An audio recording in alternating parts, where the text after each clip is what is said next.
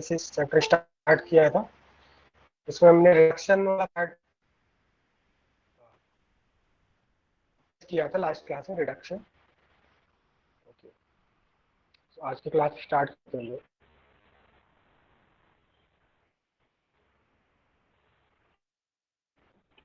Sir आपका आज class कितने बजे तक है?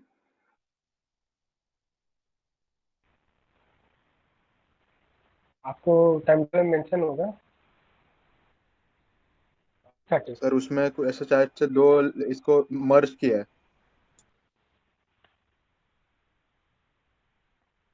हाँ बताइए।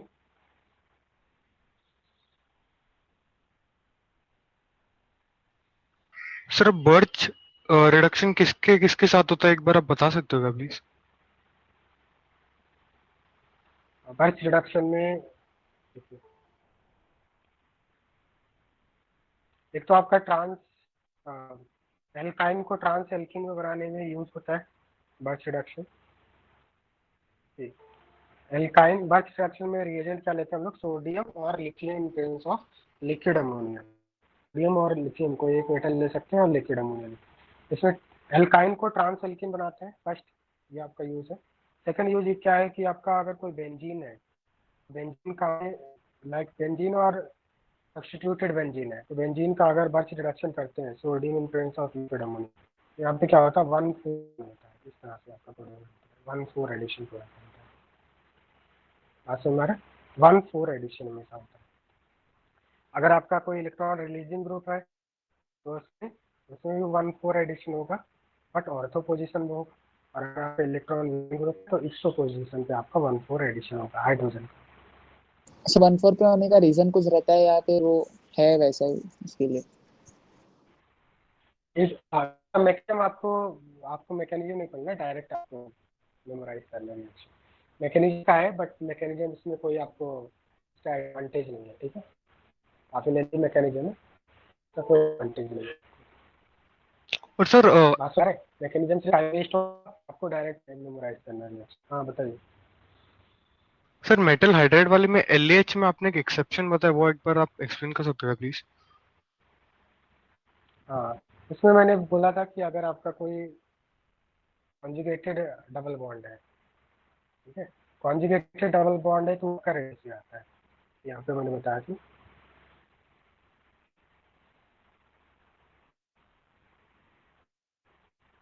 LH क्या करता है, मोस्ट वेरी स्ट्रॉन्ग रेड्यूसिंग होता है, और ये मोस्ट ऑफ फंक्शनल ग्रुप को अल्कोहल में रेड्यूस करता है, अल्कोहल या फिर एमाइन में रेड्यूस करता है।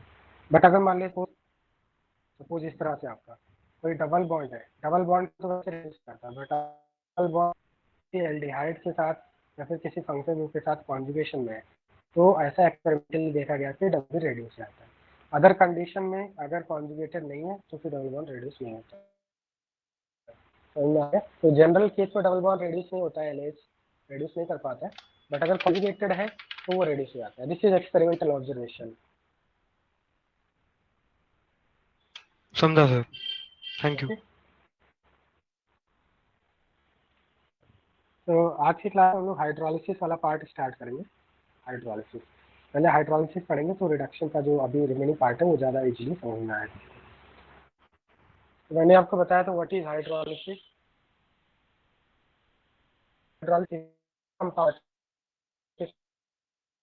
हाइड्रोलिसिस ब्रेक क्या होता है? ब्रेकिंग।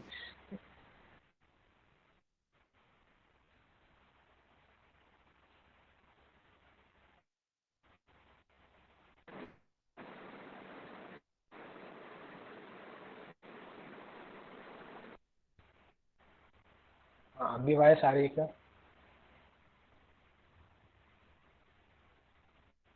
वॉइस आ रही है अभी? So hydrolysis means it is a chemical reaction of compound with water in which a molecule splits into two parts. बात समझ में आ रहा है आपको? तो हाइड्रोलिसिस में कोई कंपाउंड टू पार्ट में ब्रेक हो जाएगा, एक पार्ट के साथ H जाएगा और दूसरे पार्ट के साथ OH जाएगा। तो this is hydrolysis, a chemical reaction of process in which a molecule splits into two parts bye reacting molecule of water. Water के साथ रिएक्शन करेगा। one of the part gets OH minus from water molecule and other part gets H plus minus, and such reactions are, इसमें क्या हो रहा है, bond breaking हो रहा है. हाइड्रोलिसिस में क्या होता है, बॉन्ड ब्रेकिंग होता है, बॉन्ड ब्रेकिंग के लिए एनर्जी रिक्वायर्ड होता है. So this process are endothermic, that means they will require energy. It is distinct from hydration reaction. Hydration reaction और हाइड्रोलिसिस में डिफरेंस होता है बेसिकली. हाइड्रेशन में क्या होता है, मैंने आपको बताया था, हाइड्रेशन में वाटर मॉलिक्यूल क्या होते हैं, एडजॉर्ब हो जाते हैं, किसी एक पर्टिकुलर मॉलिक्यूल के सराउंडिंग में एडजॉर्ब हो जाते हैं through ion dipole interaction. But hydrolysis में वाटर के साथ रिएक्शन होता है और मॉलिक्यूल टू पार्ट्स में ब्रेक जाता है.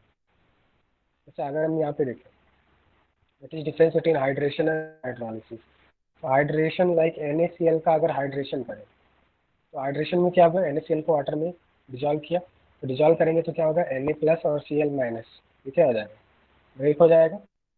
Na प्लस को ऑन कर लेगा through ion dipole, Cl minus को वाटर सराउंड करेगा through ion dipole.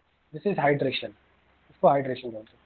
But hydrolysis में क्या होता है, लिसिस का मतलब हाइड्रोलिसिस में ब्रेकिंग हो जाता है, मॉलिक्यूल दो पार्ट में ब्रेक हो जाता है. Reaction with water, compound with break. यहाँ पे क्या होता है, लिसिस में जो हाइड्रोलिसिस है उसमें कंपाउंड आपका ब्रेक हो जाता है. हाइड्रेशन में कोई कंपाउंड आपका ब्रेक नहीं होता, जस्ट सराउंड कर लेते हैं वाटर मॉलिक्यूल. क्या ये बात समझ में आ रही है? तो हाइड्रेशन कैसा होता है, यहाँ पे बॉन्ड बन रहा है एक तरफ से, और जब बॉन्ड बनता है तो एनर्जी रिलीज होती है, एक्सोथर्मिक होता है. बट हाइड्रोलिसिस से कंपाउंड या कोई एक बॉन्ड ब्रेक होता है, लाइक ए और बी का बॉन्ड ब्रेक हो रहा है by water, reaction with water, यहाँ पे एनर्जी रिक्वायर्ड होता है, इसलिए एंडोथर्मिक होता है. हाइड्रोलिसिस आपका एंडोथर्मिक होता है. नाउ अगर हम देखें हाइड्रोलिसिस ऑफ एस्टर, सपोज अगर हम किसी एस्टर का हाइड्रोलिसिस करें तो क्या होगा, हाइड्रोलिसिस ऑफ एन एस्टर. तो इसमें क्या होता है कि अगर हम एस्टर का हाइड्रोलिसिस करें तो जो एस्टर लिंकेज होता है, एस्टर लिंकेज क्या होता है, COO को एस्टर लिंकेज बोलते हैं. तो जो एस्टर लिंकेज है ये आपका ब्रेक होगा 20 से, ठीक है? ये आपका 20 से ब्रेक होगा. एक पार्ट के साथ जो मोर इलेक्ट्रोनेगेटिव वाला पार्ट है उसके साथ H जाएगा, और जो लेस इलेक्ट्रोनेगेटिव वाला पार्ट है कार्बन, उसके साथ OH जाएगा. ऐसा होता है. बात समझ में आ रहा है? और इसमें the hydrolysis of an ester involves breaking of an ester linkage. It can take place in either acidic medium, mild acidic medium like dilute sulfuric acid, dilute HCl, और strongly basic medium में भी हो सकता है, like aqueous NaOH, KOH और and heat. तो hydrolysis आपका acidic medium और बेसिक मीडियम दोनों में हो सकता है. बात समझ में आ रहा है आपको? हाइड्रोलिसिस आपका एसिडिक मीडियम में एंड बेसिक मीडियम दोनों में हो सकता है आपका. और हाइड्रोलिसिस में क्या होगा, कि आपका कंपाउंड टू लाइक अगर हम बात करें तो एक आपने एस्टर लिया और इसका वाटर के साथ रिएक्शन कर रहे हैं इन प्रेजेंस ऑफ एसिड, इसमें फ्यू ड्रॉप ऑफ एसिड डालना पड़ेगा. ठीक है, फ्यू ड्रॉप ऑफ एसिड डाला तो एसिड क्या करेगा, एक तरफ ओनली वाटर अगर करेंगे तो रिएक्शन नहीं होगा, ब्रेक नहीं होगा. वाटर के साथ ड्रॉप ऑफ एसिड डालना पड़ेगा. ये क्या होगा, ये जो एस्टर है वो टू पार्ट में ब्रेक हो जाएगा. देखिए ये एस्टर आपका टू पार्ट में ब्रेक हो जाएगा, और इसमें क्या होगा, तो मोर इलेक्ट्रोनेगेटिव वाला पार्ट है, एस्टर लिंकेज ब्रेक हो जाएगा, मोर इलेक्ट्रोनेगेटिव ऑक्सीजन, ऑक्सीजन के साथ H आएगा, और जो लेस इलेक्ट्रोनेगेटिव उसके साथ OH आएगा. तो आपको क्या मिलेगा, RCOH, carboxylic acid plus alcohol मिलेगा. Carboxylic acid plus alcohol. बात समझ में आ रहा है? तो एस्टर का जब हाइड्रोलिसिस करेंगे तो you will gate carboxylic acid and alcohol. So what is hydrolysis? Reaction of a compound with water in which the compound breaks into two parts. One part gets H, another part gets OH. बात समझा आपको?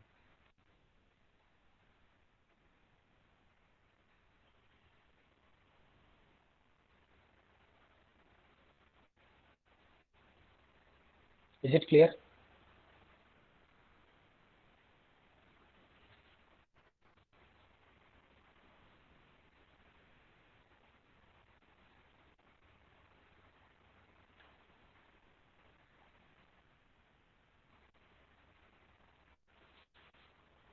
For example, suppose हमारे पास है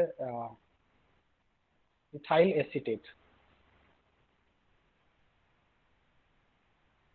ethyl acetate का अगर हम hydrolysis करें, hydrolysis means H2O H+, और आपको ऐसा दे सकता है H3O+. This call hydrolysis. इसका मतलब है हाइड्रोलिसिस करें. यहाँ पे प्रोडक्ट क्या होगा, इथाइल एसीटेट का अगर हम हाइड्रोलिसिस करें तो प्रोडक्ट क्या मिलेगा आपको. तो इथाइल एसीटेट कैसा होगा, C2H5O CO CH3, ये इथाइल एसीटेट है। इसका हाइड्रोलिसिस करेंगे तो प्रोडक्ट क्या मिलेगा बताइए। यहाँ पे जो एस्टर लिंकेज है, एस्टर लिंकेज कहाँ पे है, ये एस्टर लिंकेज ब्रेक होगा, एस्टर लिंकेज ब्रेक होगा वाटर और एसिडिक मीडियम के साथ। वाटर में जब एसिडिक मीडियम डालेंगे एस्टर लिंकेज ब्रेक हो जाएगा, मोर इलेक्ट्रोनेगेटिव के साथ H, लेस इलेक्ट्रोनेगेटिव के साथ OH। तो यहाँ पे प्रोडक्ट क्या मिलेगा बताइए, after hydrolysis will get acetic acid plus ethanol, acetic acid plus ethanol. क्या ये बात समझ में आ गया आपको, क्लियर है? Will get acetic acid plus ethanol. Hello student, समझ में आ रहा है बात?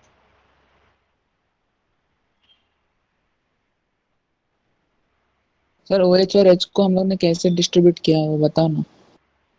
मोर इलेक्ट्रोनेगेटिव का देखो, हाइड्रोलिसिस में कंपाउंड 2 पार्ट में डिवाइड हो जाएगा। इसमें से जनरली एस्टर लिंकेज ब्रेक होता है, जैसे यहाँ पे C और O के बीच का जो पोलर बॉन्ड है ब्रेक होता है। मोर इलेक्ट्रोनेगेटिव ऑक्सीजन इसके साथ H जाता है, ऐसा मोर इलेक्ट्रोनेगेटिव के साथ H जाता है, और लेस इलेक्ट्रोनेगेटिव जो कार्बन उसके साथ OH जाता है। आगे सही, जैसे मान लो एक और एग्जांपल ले लो अभी, फिनाइल एसीटेट है, phenyl benzoate, phenyl benzoate, phenyl benzoate का हाइड्रोलिसिस करेंगे तो बताइए प्रोडक्ट क्या बनेगा, what will B product? Phenyl benzoate, phenyl benzoate क्या होता है?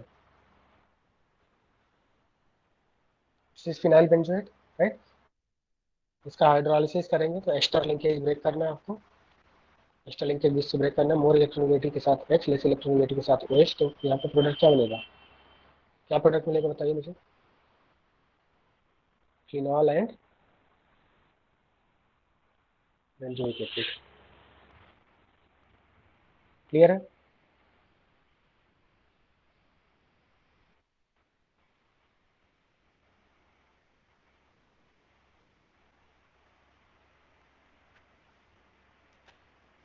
सिमिलरली अगर हम हाइड्रोलिसिस ऑफ एनहाइड्राइड करें, हाइड्रोलिसिस ऑफ एनहाइड्राइड, एनहाइड्राइड आपको पता है COO डैश।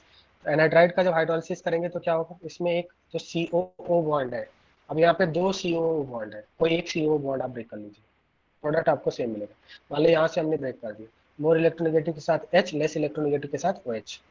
तो यहाँ पे क्या मिलेगा बताइए, एनहाइड्राइड का जो हाइड्रोलिसिस करेंगे 2 मोल्स ऑफ कार्बोक्सिलिक एसिड मिलेगा, will get 2 moles of carboxylic acid. और आपको पता भी होगा कि एनहाइड्राइड्स कैसे बनते हैं, anhydrides are derivative of carboxylic acid. 2 moles of carboxylic acid के कंबाइन होने से ही एनहाइड्राइड्स बनते हैं। क्या ये बात समझ में आ रहा है आपको? रिवर्स रिएक्शन क्या होगा, प्रिपरेशन ऑफ एनहाइड्राइड होगा। अगर 2 मोल्स ऑफ कार्बोक्सिलिक एसिड से वाटर निकल जाए तो एनहाइड्राइड मिलता है।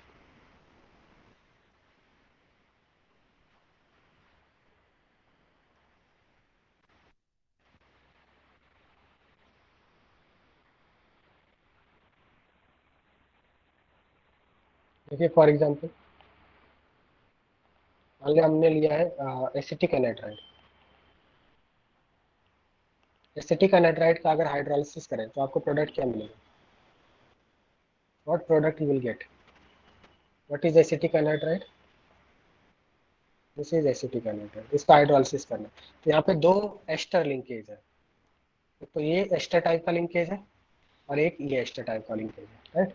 इनमें से कोई एक को आप ब्रेक कर सकते हैं, you will get the same product. मान इसको ब्रेक कर लिया हमने, मोर इलेक्ट्रोनेगेटिव के साथ H, लेस इलेक्ट्रोनेगेटिव के साथ OH। तो क्या मिल जाएगा आपको, CH3COH plus CH3COH, will get 2 moles of acetic acid, 2 moles of acetic acid.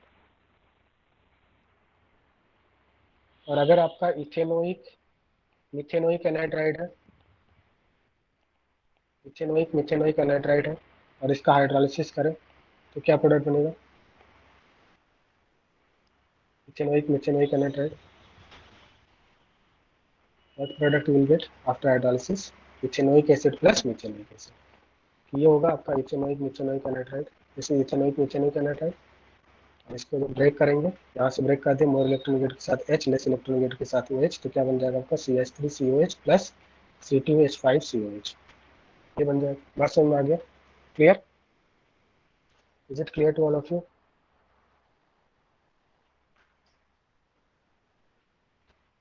Next is hydrolysis of acid halide. अगर हमने कोई एसिड हैलाइड लिया है और उसका हाइड्रोलिसिस कर रहे हैं, हाइड्रोलिसिस का मतलब क्या है, reaction with water in presence of acid और बेस। तो अगर हमने एसिड हैलाइड लिया, उसका वाटर के साथ रिएक्शन कर रहा है, तो क्या होगा, यहाँ पे COCl बॉन्ड ब्रेक होगा। देखो यहाँ पे COCl बॉन्ड दिख रहा है आपको, COCl बॉन्ड, COCl बॉन्ड, जो COX बॉन्ड है वो आपका ब्रेक होगा, COX बॉन्ड ब्रेक होगा। मोर इलेक्ट्रोनेगेटिव कौन है यहाँ पे, Cl। मोर इलेक्ट्रोनेगेटिव के साथ H, लेस इलेक्ट्रोनेगेटिव के साथ H। तो आपका प्रोडक्ट क्या मिलेगा, RCOH कार्बोक्सिलिक एसिड 1 मोल कार्बोक्सिलिक एसिड 1 मोल HCl मिलेगा। तो ये बात समझ में आ रहा है। वन, अगर एसिड हैलाइड का हम लोग हाइड्रोलिसिस करें, you will gate 1 mole of carboxylic acid 1 mole HCl। Sir वो आप लास्ट एग्जांपल जो आपने एक्सप्लेन किया वो वापस एक्सप्लेन कर सकते हैं?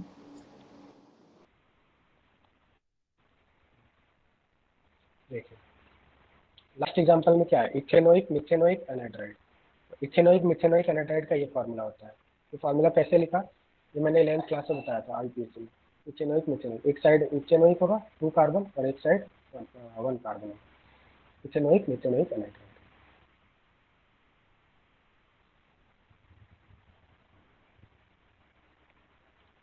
तो इथेनोइक मिथेनोइक एनहाइड्राइड का अगर यहाँ पे देखें, इधर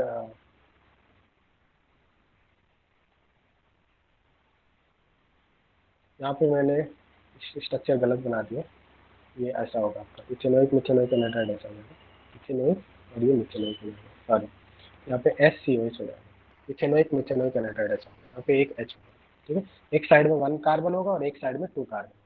2 कार्बन वाले को इथेनोइक बोल देंगे, 1 कार्बन वाले को मिथेनोइक बोल देंगे। तो अगर जब इसका हाइड्रोलिसिस करेंगे तो COO बॉन्ड ब्रेक हो जाएगा, तो एक इथेनोइक एसिड मिलेगा और एक मिथेनोइक एसिड मिलेगा, 1 1 मोल दोनों के लिए। बात समझ में आ गया आपको? सर हम लोग राइट वाला बॉन्ड ब्रेक करेंगे तो भी ये मिलेगा ना? तो भी कुछ सेम मिलेगा, देख लो आप इसको चेक कर लो, सेम ही मिलेगा।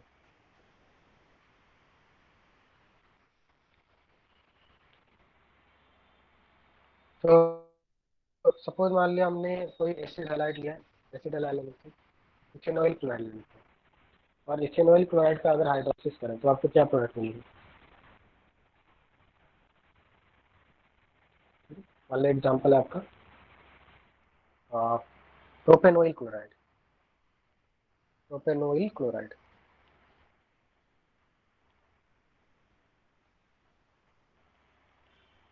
प्रोपेनोइल क्लोराइड का अगर हाइड्रोलिसिस करें तो आपको प्रोडक्ट क्या मिलेगा। प्रोपेनोइल क्लोराइड का हाइड्रोलिसिस करेंगे तो प्रोडक्ट क्या मिलेगा। तो what is propanoyl chloride, this is propanoyl chloride. इसमें क्या करेंगे, जो COCl बॉन्ड है उसको ब्रेक करना है, इधर से आप ऐसा ब्रेक कर देंगे, मोर इलेक्ट्रोनेगेटिव के साथ H, लेस इलेक्ट्रोनेगेटिव के साथ OH। बताइए क्या प्रोडक्ट मिलेगा। जब प्रोपेनोइल क्लोराइड का हाइड्रोलिसिस करेंगे तो प्रोडक्ट क्या मिलेगा, CH3CH2COH, propanoic acid plus HCl, propanoic acid plus HCl। बात समझ में आ गया आपको?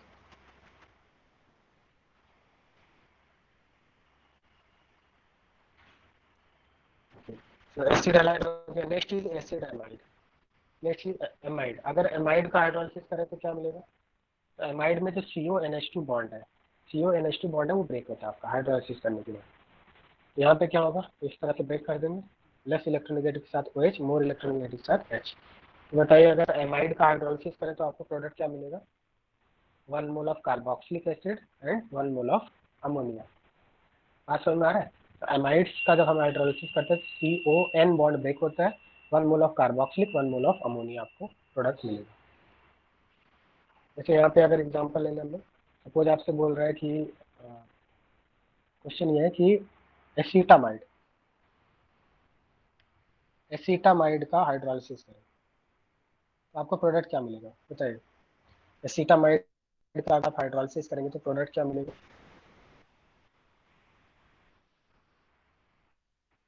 एसीटामाइड का हाइड्रोलिसिस करें तो प्रोडक्ट क्या मिलेगा आपको।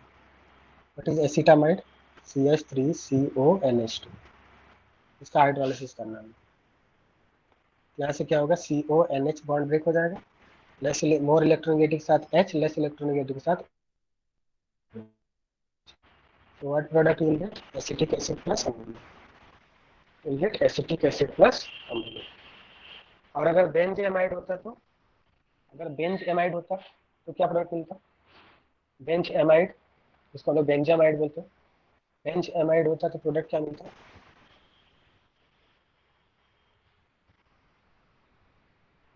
Benzoic acid plus ammonia, right. Next is hydrolysis of cyanide और नाइट्राइल। साइनाइड को हम लोग नाइट्राइल भी बोलते हैं। अगर नाइट्राइल का हाइड्रोलिसिस करें, ये थोड़ा सा आपका डिफरेंट है। नाइट्राइल का जब हम लोग हाइड्रोलिसिस करते हैं, नाइट्राइल क्या होता है, सी ट्रिपल बॉन्ड एन को नाइट्राइल बोलते हैं। तो नाइट्राइल का जब हाइड्रोलिसिस होता है तो यहाँ पे C triple bond N break हो जाता है और यहाँ पे मोर इलेक्ट्रोनेगेटिव के साथ एच आएगा।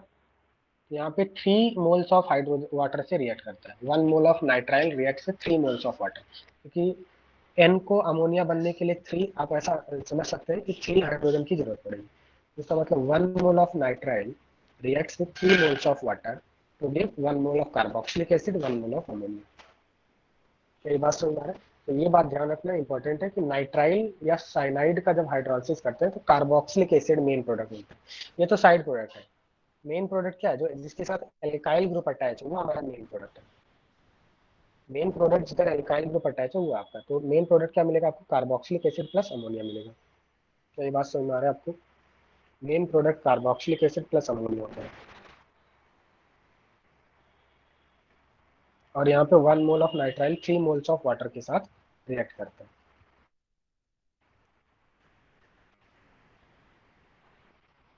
लाइक अगर आपसे क्वेश्चन पूछा जाए कि इथेन नाइट्राइल या फिर PHC ट्रिपल बॉन्ड N और इसका हाइड्रोलिसिस का है, तो यहाँ पे बताइए x moles of ammonia, right, 1 mole of PHC triple bond है, x moles of water in presence of H plus gives product. So what is product? What is product? बताइए प्रोडक्ट क्या होगा? तो CN का जब हाइड्रोलिसिस करते हैं यहाँ पे क्या बनता है, COOH बन जाता है, COOH बन जाता है। प्लस साइड प्रोडक्ट क्या मिलेगा इधर से, साइड प्रोडक्ट्स अमोनिया मिल जाता है, ठीक है। 3 मोल्स ऑफ वाटर से रिएक्ट करता है, तो इस साइड से NH3 अमोनिया मिल जाता है प्लस CHCOH बन जाता है। CN का हाइड्रोलिसिस करते हैं तो COH बन जाता है।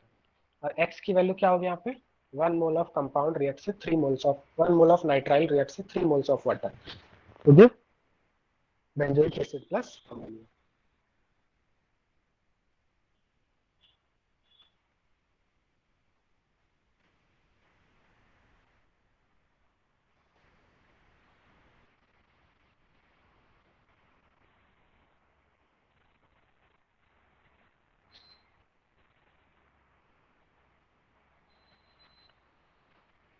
जैसा अभी मैंने बताया, RC ट्रिपल बॉन्ड N है, 3 मोल्स ऑफ वाटर से रिएक्ट करेगा बेंजोइक एसिड प्लस अमोनिया। अगर बेंजो नाइट्राइल है तो बेंजो नाइट्राइल बोलते हैं, तो आपको प्रोडक्ट मिलेगा हाइड्रोलिसिस के बाद बेंजोइक एसिड प्लस अमोनिया मिलेगा। अगर इथेन नाइट्राइल है तो प्रोडक्ट क्या मिलेगा आपको, this is ethane nitrile, total 2 carbon है, C ट्रिपल बॉन्ड N को नाइट्राइल बोलते हैं, तो इथेन नाइट्राइल का हाइड्रोलिसिस करेंगे तो इथेनोइक एसिड प्लस अमोनिया मिलेगा। अब इसका एक मैकेनिज्म देख लेते हैं एक बार, मैकेनिज्म कैसा हो। मैकेनिज्म देखिए, वैसे तो मैकेनिज्म आपको कंप्लीटली मेमोराइज करने की जरूरत नहीं है, बट मैं आपको बता देता हूँ। तो the mechanism of acid catalysed hydrolysis of nitriles. Acid catalysed का मतलब मैंने अभी आपको बताया कि जो हाइड्रोलिसिस होता है उसमें कैटलिस्ट यूज करते हैं, आइदर एसिड और बेस। लाइक अगर आपने कोई नाइट्राइल है उसका ओनली वाटर से रिएक्शन किया है तो क्या आपका कोई रिएक्शन होगा, नो रिएक्शन। इसमें हमें H प्लस ऐड करना पड़ेगा, फ्यू ड्रॉप ऑफ एसिड और बेस ऐड करना पड़ेगा, और वो एसिड और बेस जो हम लोग फ्यू ड्रॉप ऐड कर रहे हैं वो कैटलिस्ट की तरह बिहेव करता है, रिएक्शन को इनिशिएट करता है। तो बिना H प्लस डाले रिएक्शन नहीं होगा। आप ऐसा समझ लें कि केवल आपने नाइट्राइल ले लिया और सिर्फ वाटर ऐड कर दिया तो रिएक्शन नहीं होगा, इसके साथ फ्यू ड्रॉप ऑफ एसिड या बेस ऐड करना पड़ेगा, राइट। दैट्स व्हाई यहाँ पे लिखा एसिड कैटालाइट। एसिड कैटालाइट में एसिड के प्रेजेंस में हाइड्रोलिसिस होता है। तो सबसे पहले क्या होता है, जो CN है, CN H प्लस मिलेगा आपको क्योंकि आपने एसिड डाला है, तो H प्लस के साथ क्या होगा, इस तरह से प्रोटोनेट हो जाएगा। इतनी बात समझ में आ रहा है? CN का जो नाइट्रोजन इलेक्ट्रॉन रिच है प्रोटोनेट होगा। इसके बाद जब ये प्रोटोनेट होगा तो कार्बन क्या हो जाएगा, इलेक्ट्रॉन डेफिशिएंट हो जाएगा, क्योंकि नाइट्रोजन क्या करेगा, नाइट्रोजन के ऊपर पॉजिटिव चार्ज है, पॉजिटिव चार्ज होने से इलेक्ट्रोनिटी बढ़ जाती है, यहाँ पे डेल प्लस क्रिएट होगा और वाटर यहाँ पे अटैक करेगा, क्योंकि हाइड्रोलिसिस में वाटर से रिएक्शन करेगा, वाटर अटैक करेगा तो इस तरह से आपका प्रोडक्ट बन जाएगा। वाटर अटैक करेगा तो ये डबल बॉन्ड शिफ्ट हो जाएगा, डबल बॉन्ड NOH2 प्लस, ये बन जाएगा। क्या ये बात समझ में आ रहा है? वाटर ने अपने लोन पर इलेक्ट्रॉन को इसको डोनेट कर दिया, देन वाटर से H प्लस निकल जाएगा, H प्लस निकलेगा तो OH बन जाएगा। देन अब यहाँ पे क्या होगा कि यहाँ से H क्या होगा, ट्रांसफर हो गया, एक और H आएगा क्योंकि हमारे पास हमने सॉल्यूशन में H प्लस ऐड किया है, तो वो सॉल्यूशन में H प्लस ढेर सारा होगा। अगर हमने 1 ड्रॉप भी H प्लस ऐड किया है, 1 ड्रॉप ऑफ एसिड डाला है, तो उस 1 ड्रॉप में मिलियंस ऑफ H प्लस मिलेंगे। तो नेक्स्ट स्टेप में अगेन H प्लस से ये प्रोटोनेट होगा, नाइट्रोजन नाइट्रोजन प्रोटोनेट हो गया। देन इसके बाद ये इधर शिफ्ट होगा और यहाँ से क्या होगा, ओ एच प्लस बन गया। देन अगेन वाटर ने क्या किया, वाटर ने इस H प्लस को एक्सट्रैक्ट किया और यहाँ से एमाइड बन गया। पहले तो एमाइड बन गया। अगर पार्शियल किया है, अभी तक हमने कितने मोल्स वाटर की यूज किया है, अगर 2 मोल्स वाटर की यूज किया है तो एमाइड बनेगा। ये बात समझ में आ रहा है? तो नाइट्राइल का 2 मोल्स ऑफ वाटर के साथ रिएक्शन करने के बाद पहले एमाइड बना, पार्शियल हाइड्रोलाइसिस करने से एमाइड बना। एक और मोल अगर वाटर का रिएक्शन करेंगे, अगर एक्सेस में है तो हमारा कार्बोक्सिलिक एसिड बनेगा, ठीक है। देन जो एमाइड है, एमाइड फिर से वापस से क्या करेगा, वाटर एच प्लस में, वाटर एच प्लस के साथ H3O प्लस रहता है, इसका H प्लस प्रोटोनेट हो जाएगा इस तरह से, प्रोटोनेट हो गया। देन वाटर के जो लोन पेयर है इसने अटैक किया यहाँ पे, वाटर यहाँ पे कोऑर्डिनेट बॉन्ड बना लिया। देन वापस से क्या हुआ, H प्लस यहाँ से जो NH2 है, NH2 का जो लोन पेयर है वापस से यहाँ से प्रोटोनेट हुआ और ये ऑक्सीजन का कमबैक किया तो यहाँ से NH3 बाहर निकल गया, NH3 बाहर निकल गया और बाद में ये क्या बन जाएगा, COH बन जाएगा, कार्बोक्सिलिक एसिड प्लस अमोनिया बन जाएगा, अमोनिया बन जाएगा। बात समझ में आ रही है? तो ओवरऑल आपको मैकेनिज्म, इतना लंबा मैकेनिज्म आपको नहीं बनाना है क्योंकि एग्जाम में इतना टाइम नहीं रहता। आपको डायरेक्ट नाइट्राइल का हाइड्रोलिसिस करेंगे तो COH बनेगा और टोटल 3 मोल्स यूज होंगे। पहले अगर आपने पार्शियल हाइड्रोलिसिस किया है, अगर आपने 2 मोल्स ऑफ वाटर लिया है तो एमाइड बनेगा और एक और मोल अगर आपने वाटर का दे दिया तो कंप्लीट हाइड्रोलिसिस हो जाएगा, कार्बोक्सिलिक एसिड। क्या ये बात समझ में आ रहा है? तो CN का हाइड्रोलिसिस करेंगे तो पहले तो एमाइड बनता है, फिर वापस से 1 मोर मोल एमाइड वाटर से रिएक्ट करके कार्बोक्सिल बन जाता है। There is no need to memorize the mechanism, you have to memorize the final product. बात समझ में आ रहा है आपको?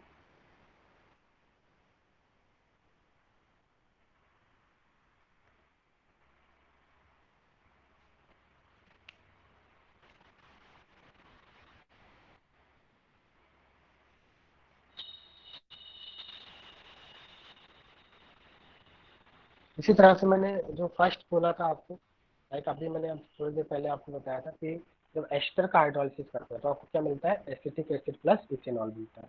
लाइक हमने एक एस्टर लिया है, एस्टर में जो एस्टर लिंकेज ब्रेक हो जाएगा, मोर इलेक्ट्रोनेगेटिव के साथ H, लेस इलेक्ट्रोनेगेटिव के साथ OH, कार्बोक्सिल प्लस एल्कोहल मिलेगा। अगर इसका मैकेनिज्म देखें कि कैसे होता है, ठीक है, इसका भी एक मैकेनिज्म देख लेते हैं हम लोग, आपको आइडिया आ जाएगा। सबसे पहले क्या होता है, हमने सॉल्यूशन में क्या लिया है, फ्यू ड्रॉप ऑफ एसिड लिया है, तो जो ऑक्सीजन है, ऑक्सीजन का जो लोन पेयर है पहले स्टेप में प्रोटोनेट होगा, ऑक्सीजन का जो लोन पेयर प्रोटोनेट होगा ये क्या करेगा, ऑक्सीजन के ऊपर पॉजिटिव चार्ज हाईली अनस्टेबल होता है, तो क्या करेगा, कार्बन से इलेक्ट्रॉन विड्रॉ करेगा और कार्बन को इलेक्ट्रॉन डेफिशिएंट बना देगा थ्रू इंडक्टिव इफेक्ट। अब क्योंकि ऑक्सीजन प्रोटोनेट हो चुका है, पहले इतना ज्यादा डेल प्लस नहीं था, जब ऑक्सीजन प्रोटोनेट हो गया तो इसका डेल प्लस बढ़ गया, अब वाटर अटैक करेगा यहाँ पे, क्योंकि वाटर इलेक्ट्रॉन रिच है। वाटर जब यहाँ पे अटैक करेगा पाई बॉन्ड शिफ्ट हो जाएगा, इस तरह से वाटर बन जाएगा। क्या इतनी बात समझ में आ रहा है आपको? तो पहले ऑक्सीजन प्रोटोनेट हुआ, देन वाटर अटैक किया कार्बन को, इस तरह से हो जाएगा सिचुएशन। नेक्स्ट स्टेप में क्या होगा, प्रोटॉन ट्रांसफर होगा, मतलब ये जो प्रोटॉन है यहाँ से यहाँ पे ट्रांसफर होगा, इस तरह से प्रोटॉन ट्रांसफर रिएक्शन के ड्यूरिंग होता है। तो इतनी बात समझ में आ रहा है आपको? ये लोग, हम लोग हाइड्रोलिसिस ऑफ एस्टर देख रहे हैं कि कैसे हुआ था, एस्टर का हाइड्रोलिसिस का मैकेनिज्म देख रहे हैं। यहाँ पे क्या होगा, प्रोटॉन ट्रांसफर होगा, प्रोटॉन ट्रांसफर होने के बाद अब यहाँ पे देखिए ऑक्सीजन के ऊपर पॉजिटिव चार्ज आ गया, मैंने बताया था ऑक्सीजन के ऊपर पॉजिटिव चार्ज हाईली अनस्टेबल होता है, बॉन्ड ब्रेक होगा, बॉन्ड ब्रेक होकर यहाँ से इथेनॉल अलग हो जाएगा और यहाँ पे क्या आ जाएगा, C प्लस और 2 OH बन गए। अब यहाँ पे C प्लस है, ऑक्सीजन के पास लोन पर बैक बॉन्डिंग होगी इस तरह से, बाद में H प्लस निकल जाएगा और एसिटिक एसिड बन जाएगा।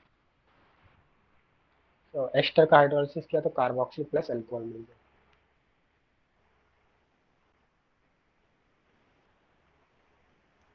Is it clear?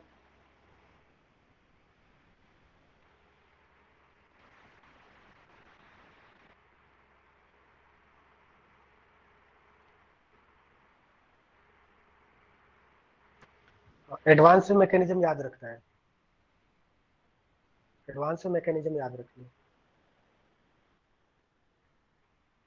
Not all, सभी मैकेनिज्म नहीं, जो इम्पोर्टेंट है वो मैं बता रहा हूँ आपको, ठीक है।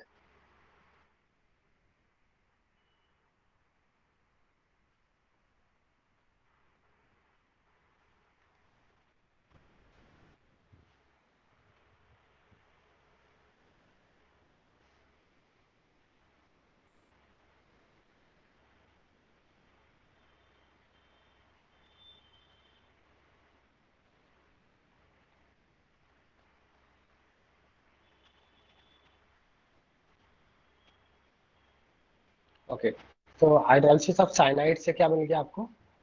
कार्बोक्सिलिक एसिड मिल गया। Next hydrolysis of isocyanide. तो साइनाइड और आइसोसाइनाइड में क्या डिफरेंस होता है? साइनाइड में अल्काइल के साथ कार्बन अटैच होता है, यहाँ पे आइसोसाइनाइड में अल्काइल के साथ नाइट्रोजन अटैच होता है। एन ट्रिपल बॉन्ड सी, सीधा कनेक्टिविटी, यहाँ पे अल्काइल के साथ कार्बन अटैच है, यहाँ पे अल्काइल के साथ नाइट्रोजन अटैच है। समझ में आ रहा है? तो सीएम को नाइट्राइल बोलते हैं या साइनाइड बोलते हैं, और एन ट्रिपल बॉन्ड सी को आइसोसाइनाइड बोलते हैं। बात समझ में आ रहा है? आइसोसाइनाइड, सीधा कनेक्टिविटी। ओके, तो आइसोसाइनाइड का अगर हाइड्रोलिसिस करें तो यहाँ पे भी हमें 3 मोल्स ऑफ वाटर की जरूरत पड़ेगी। 1 mole of isocyanide reacts with 3 moles of water. यहाँ पे क्या होगा, मोर इलेक्ट्रोनेगेटिव के साथ H आएगा नाइट्रोजन के साथ, तो ये आपका RNH2 बन जाएगा, RNH2 बन जाएगा, प्लस इधर से आपका COH बन जाएगा, ये साइड से आपका COH बन जाएगा, तो HCOH बन जाएगा, प्लस RNH2 बन जाएगा। तो ये बात समझ में आ रहा है आपको?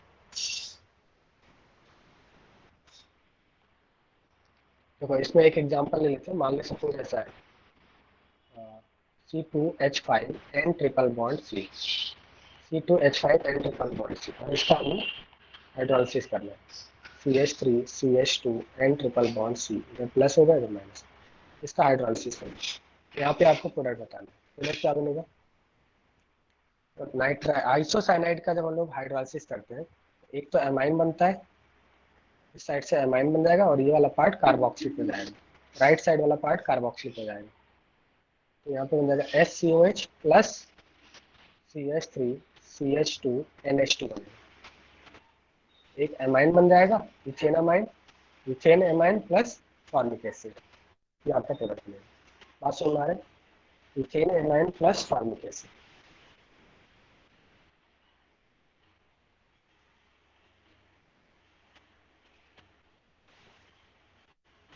Is it clear? अगर आइसोसाइनाइड्स का अगर आप हाइड्रोलिसिस करें तो ethane amine plus formic acid मिलेगा आपको product.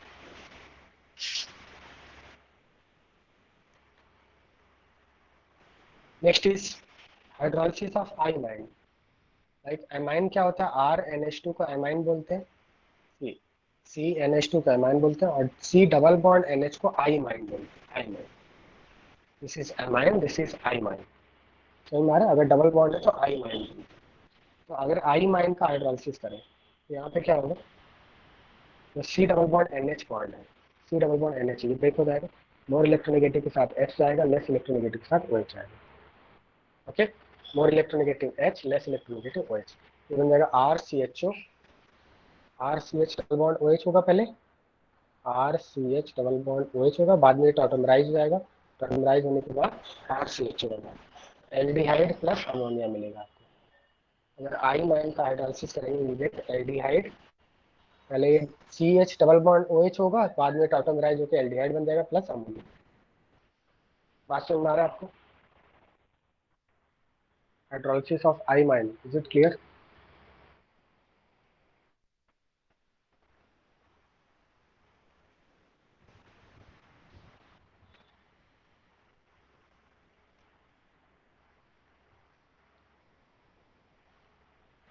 Next is hydrolysis of ether. अगर हमने कोई ईथर लिया ROR का हाइड्रोलिसिस करना है, like tertiary butyl ethyl ether, यहाँ पे भी क्या होगा, कार्बन ऑक्सीजन बॉन्ड ब्रेक होगा। कोई भी आप ले सकते हैं, लेफ्ट साइड वाला भी कार्बन ऑक्सीजन बॉन्ड ले सकते हैं, राइट साइड वाला कार्बन ऑक्सीजन बॉन्ड ले सकते हैं। कार्बन ऑक्सीजन बॉन्ड ब्रेक होगा, जो पोलर बॉन्ड होते हैं, मोर इलेक्ट्रोनेगेटिव के साथ H, लेस इलेक्ट्रोनेगेटिव के साथ OH, तो आपको प्रोडक्ट क्या मिलेगा? 2 मोल्स ऑफ एल्कोहल मिलेगा। क्या ये बात समझ में आ रहा है? ईथर का जब हाइड्रोलिसिस करेंगे तो 2 मोल्स ऑफ एल्कोहल मिलेगा। See this reaction will get 2 moles of alcohol. यहाँ पे एग्जाम्पल अगर आपको लेना, एग्जाम्पल ले सकते हैं, लाइक यहाँ पे हमने क्या लिया है, आइसोप्रोपाइल इथाइल ईथर, अगर इसका हाइड्रोलिसिस करेंगे तो प्रोडक्ट क्या मिलेगा? यहाँ पे जो कार्बन ऑक्सीजन बॉन्ड है इसको ब्रेक कर लीजिए, आप लेफ्ट साइड वाला भी ब्रेक कर सकते हैं, राइट वाला साइड वाला भी ब्रेक कर सकते हैं, will get the same product. Less electronegative के साथ OH, मोर इलेक्ट्रोनेगेटिव के साथ H, what you will gate? एक तो आइसोप्रोपेनॉल मिल जाएगा प्लस इथेनॉल मिल जाएगा। क्या ये बात समझ में आ रहा है? Isopropanol plus ethanol. you'll get isopropanol plus ethene. देखिए इसका मैकेनिज्म देखना है आपको कि how you get isopropanol plus ethanol. सबसे पहले क्या हो कि हमने क्या किया है, H प्लस लिया है, ठीक है। हमने क्या लिया है, H प्लस प्लस वाटर लिया, यही था ना। तो H प्लस कहाँ से आया होगा, सपोज वो HI से आया, तो H प्लस सबसे पहले तो प्रोटोनेट हो जाएगा। H प्लस की हेल्प से क्या हो गया, प्रोटोनेट हो गया। सोल्यूशन में H प्लस है, ऑक्सीजन प्रोटोनेट हो गया। प्रोटोनेट हो गया इस तरह से। प्रोटोनेट होने के बाद क्या होगा, बॉन्ड ब्रेक होगा, बॉन्ड इस साइड से ब्रेक होगा, कार्बन कैटायन ज़्यादा स्टेबल बनेगा। अब इसके बाद क्या होगा, जो H प्लस का काउंटर पार्ट है I माइनस, यहाँ पे अटैक कर दिया, प्लस ये एल्कोहल बन गया। अब क्या होगा, वापस से यहाँ पे क्या होगा, वाटर अटैक करेगा, यहाँ पे क्या हो जाएगा, इधर यहाँ से वाटर अटैक करेगा, क्योंकि सोल्यूशन में वाटर है, वाटर अटैक कर देगा तो OH2 प्लस बन जाएगा, बाद में यहाँ से H प्लस निकल जाएगा, माइनस H प्लस, तो ये बन जाएगा। तो ये बात समझ में आ गया, मैकेनिज्म समझ में आ गया आप सभी को।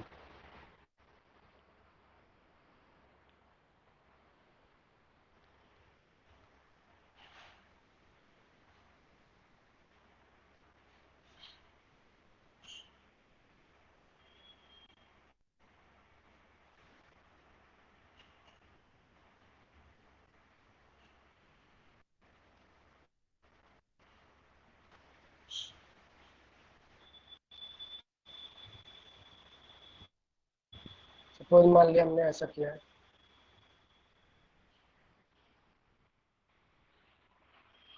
CH3 CH2O CH, इसका हाइड्रोलिसिस करें, what product you will get, किसी एक साइड से आप ब्रेक कर लीजिए, कार्बन ऑक्सीजन बॉन्ड ब्रेक करना आपको, और इलेक्ट्रॉन के साथ H, लेस इलेक्ट्रॉन के साथ OH, क्या बनेगा आपको, प्रोडक्ट क्या मिलेगा, ethanol plus ethanol. Clear.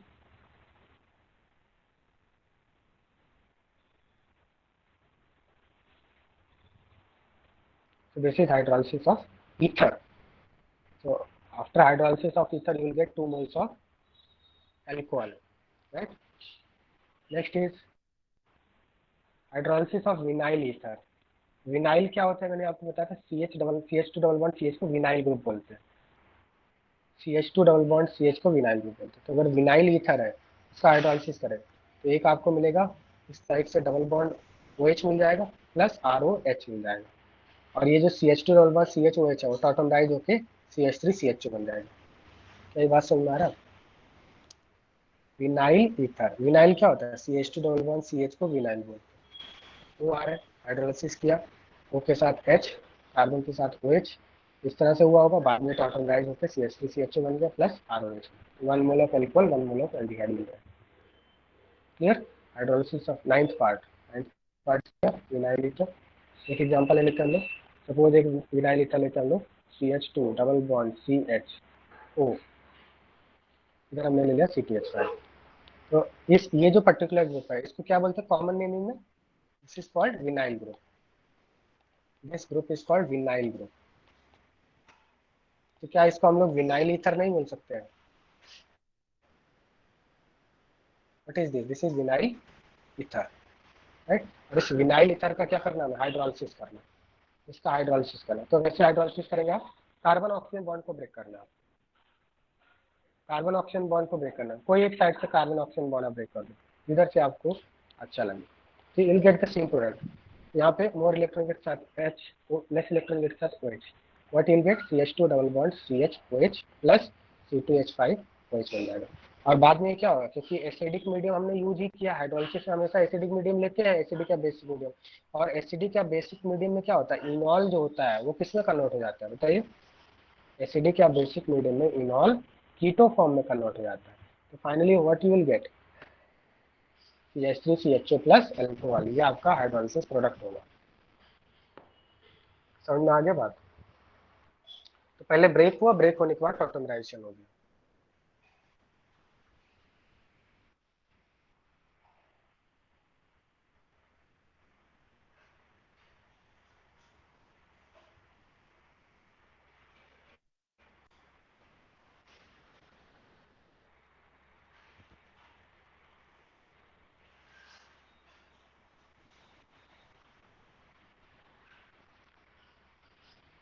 Okay, next is hydrolysis of phenyl ether.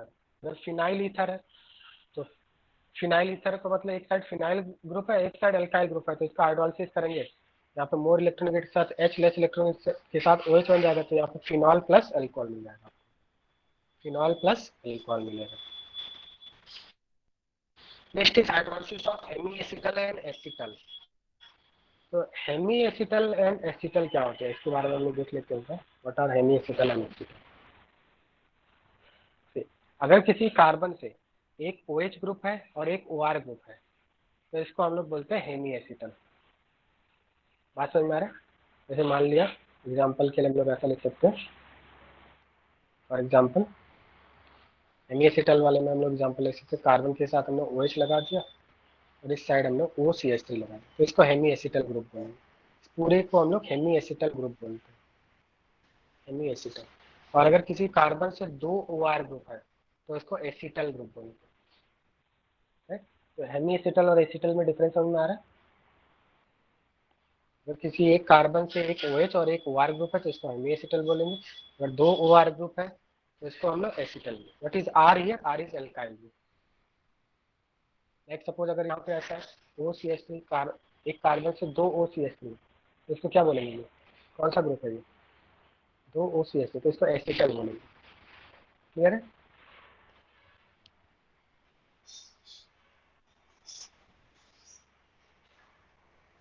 तो हेमी एसिटल और एसिटल समझ में आ गया आपको? नहीं, ऐसा कुछ नहीं है। ट्रांस हम लोग स्टीरियोकेमिस्ट्री नहीं देख रहे हैं, अभी सिर्फ हम लोग स्ट्रक्चर की बात कर रहे हैं। ठीक है, तो सिस है ट्रांस है, उससे हमें तो मतलब नहीं, या ओनली डिस्कसिंग। अगर एक OH और एक OR है तो उसको हेमी एसिटल बोलेंगे, दोनों OR है, एक ही कार्बन से 2 OR ग्रुप अटैच है तो उसको एसिटल बोलेंगे। अब इसमें होता क्या, experimentally it is seen that hemiacetals are unstable. Acetal अगर एक कार्बन से 2 OR ग्रुप अटैच है तो एसिटल तो स्टेबल होता है, बट हेमी एसिटल अनस्टेबल होता है। बात समझ में आ रहा है क्या बोल रहा हूँ? Hemiacetals are unstable at room temperature, whereas acetals are stable. तो अगर ये अनस्टेबल है तो क्या होगा, तो ये क्या करता है, वाटर यहाँ से रिमूव करे, यहाँ से वाटर क्या करे, एलिमिनेट करता है। ठीक है, तो इसका क्या हो जाता है, हाइड्रोलिसिस हो जाता है। क्या ये बात समझ में आ रहा है? हेमी एसिटल और एसिटल में हेमी एसिटल अनस्टेबल होता है तो वो फर्दर रिएक्शन कर जाता है, एसिटल स्टेबल होता है तो ये फाइनल प्रोडक्ट आपका हो सकता है एसिटल, किसी भी रिएक्शन का फाइनल प्रोडक्ट एसिटल हो सकता है। अब हम लोग हेमी एसिटल और एसिटल का हाइड्रोलिसिस करके देखेंगे कि क्या प्रोडक्ट मिलेगा। क्या बता सकते हैं, अगर हेमी एसिटल का हाइड्रोलिसिस करें तो क्या प्रोडक्ट मिलेगा आपको? हेमी एसिटल का अगर हाइड्रोलिसिस करें तो आपको क्या प्रोडक्ट मिलेगा?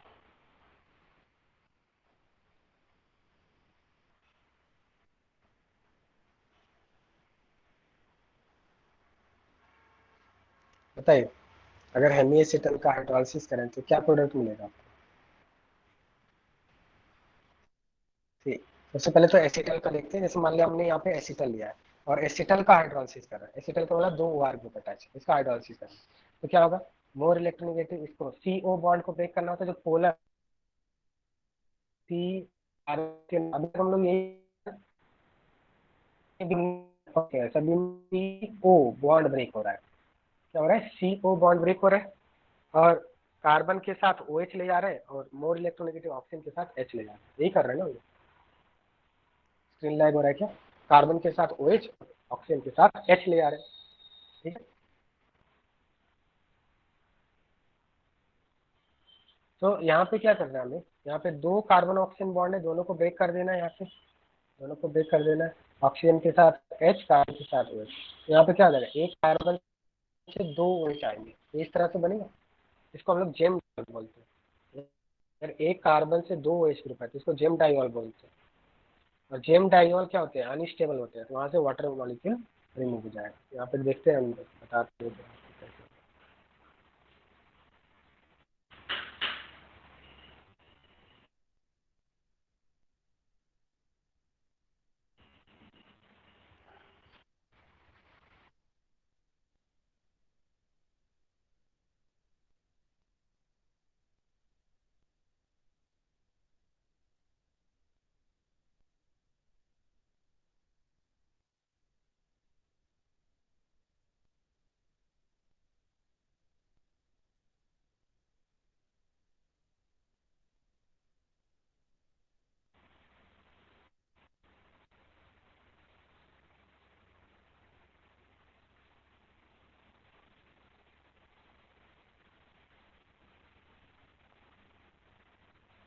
हेलो स्टूडेंट्स, वॉइस आ रही है आप सबको?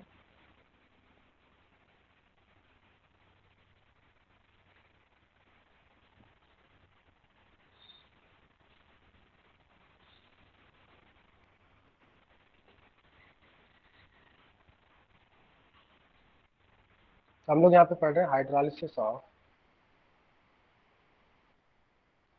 Of acetal.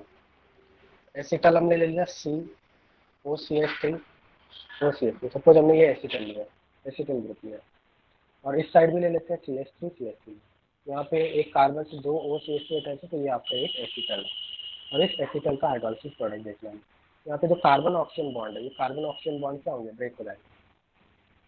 Carbon oxygen bond break हो जाएंगे, मोर इलेक्ट्रॉन के साथ H, लेस इलेक्ट्रॉन के साथ OH, ऐसे ब्रेक होगा।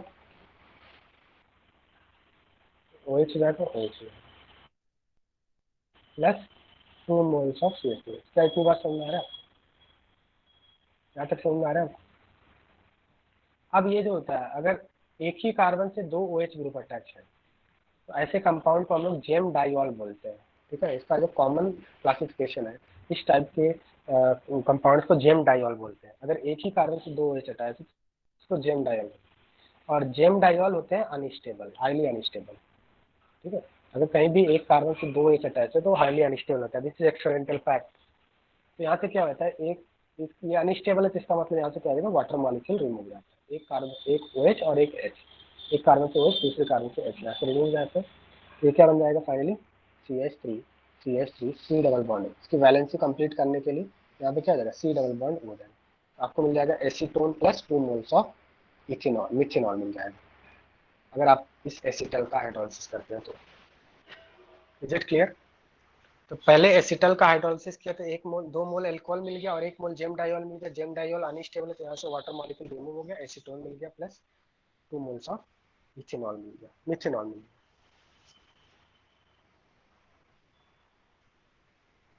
क्लियर है?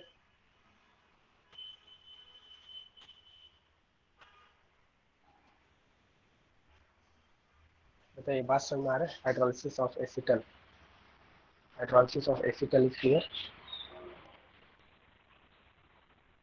Gem diol are unstable. Sir ये जेम डायोल अनस्टेबल क्यों है? Gem diol unstable, this is experimental fact. अगर एक ही कार्बन से 2 OH अटैच होते हैं ना, तो ये अनस्टेबल होता है। This is fact. Okay, this is experimental observation. एक ही कार्बन से 2 OH अटैच है तो उसको जेम डाइऑल बनते हैं, वो अनस्टेबल होता है। तो एक कार्बन से OH, दूसरे से H, वाटर निकल जाता है, यहाँ पे एसीटोन मिल जाएगा plus 2 moles of ethanol. Sir stability of alkenes देख रहे थे तभी, मतलब सिस ट्रांस और फिर सबसे स्टेबल जेम ही बताया था। ये एल्कीन नहीं है, यहाँ पे कहाँ डबल बॉन्ड है, ये एल्कीन थोड़ी है। ये तो एक ही कार्बन से 2 OH अटैच है ना, एल्कीन थोड़ी है कि एक एल्कीन है, एक कार्बन से OH, दूसरे कार्बन से OH अटैच है, ऐसा थोड़ी है। ये एल्कीन नहीं है ना। यहाँ पे कहीं डबल बॉन्ड दिख रहा है आपको? नहीं वो सर। आपका डिफरेंट कंपाउंड है, you are mixing both the concepts. वहाँ पे डबल बॉन्ड था, यहाँ पे कोई डबल बॉन्ड नहीं है। ठीक है, this is a different compound, that was different compound. Okay fine. समझा सर। यस। इसमें हम लोग कुछ और एग्जांपल ले सकते हैं।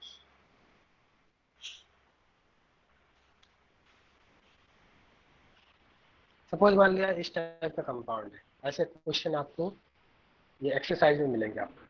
ये आपका कंपाउंड है और इसका हाइड्रोलिसिस कर रहा है। इसका हाइड्रोलिसिस करने पे आपको क्या प्रोडक्ट मिलेगा? कंपाउंड इस तरह से। ठीक है,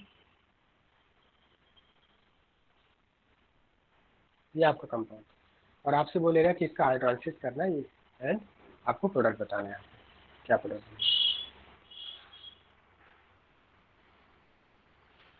तो क्या करेंगे आप, कार्बन ऑक्सीजन बॉन्ड आपको ब्रेक करना है, कार्बन ऑक्सीजन बॉन्ड यहाँ से ब्रेक करना है।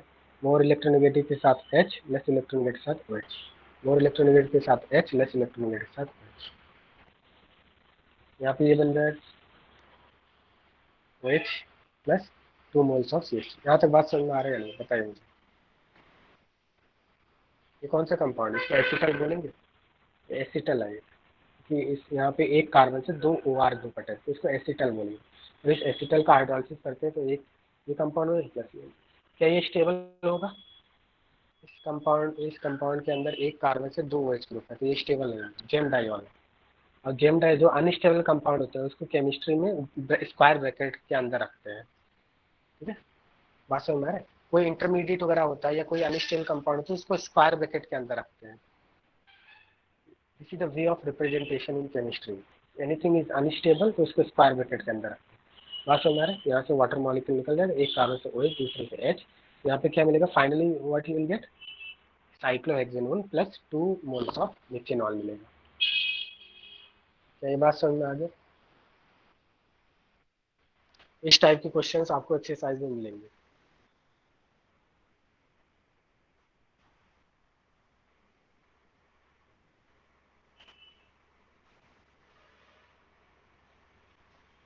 Is it clear up to here?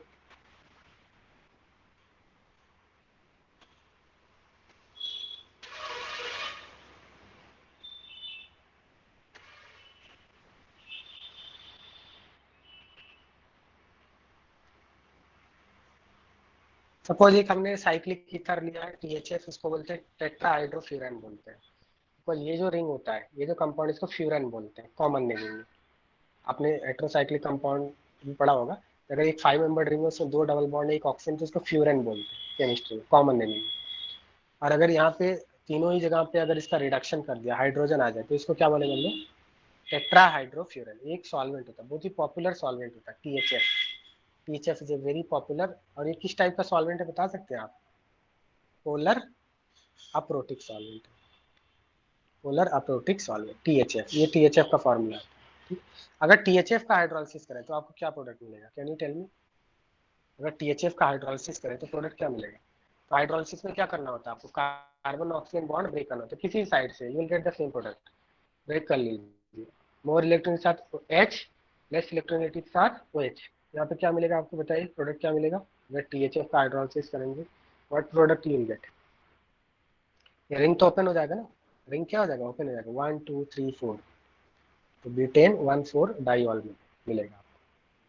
इतनी बात समझ में आ रहा है आपको? रिंग क्या हो जाएगा, ओपन हो जाएगा ना हाइड्रोलिसिस करने के बाद, और रिंग ओपन हो जाएगा और you will gate butane 1,4 diol. Clear है?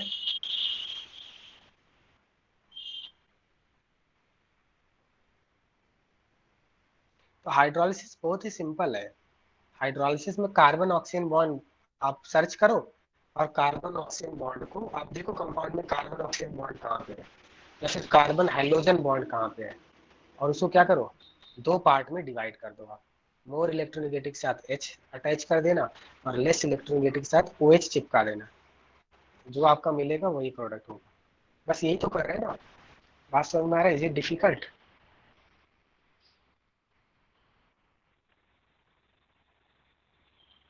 जहाँ भी CO बॉन्ड या CX बॉन्ड दिखे उसको आपको ब्रेक कर देना, 2 पार्ट। बात समझ में आ गया नहीं?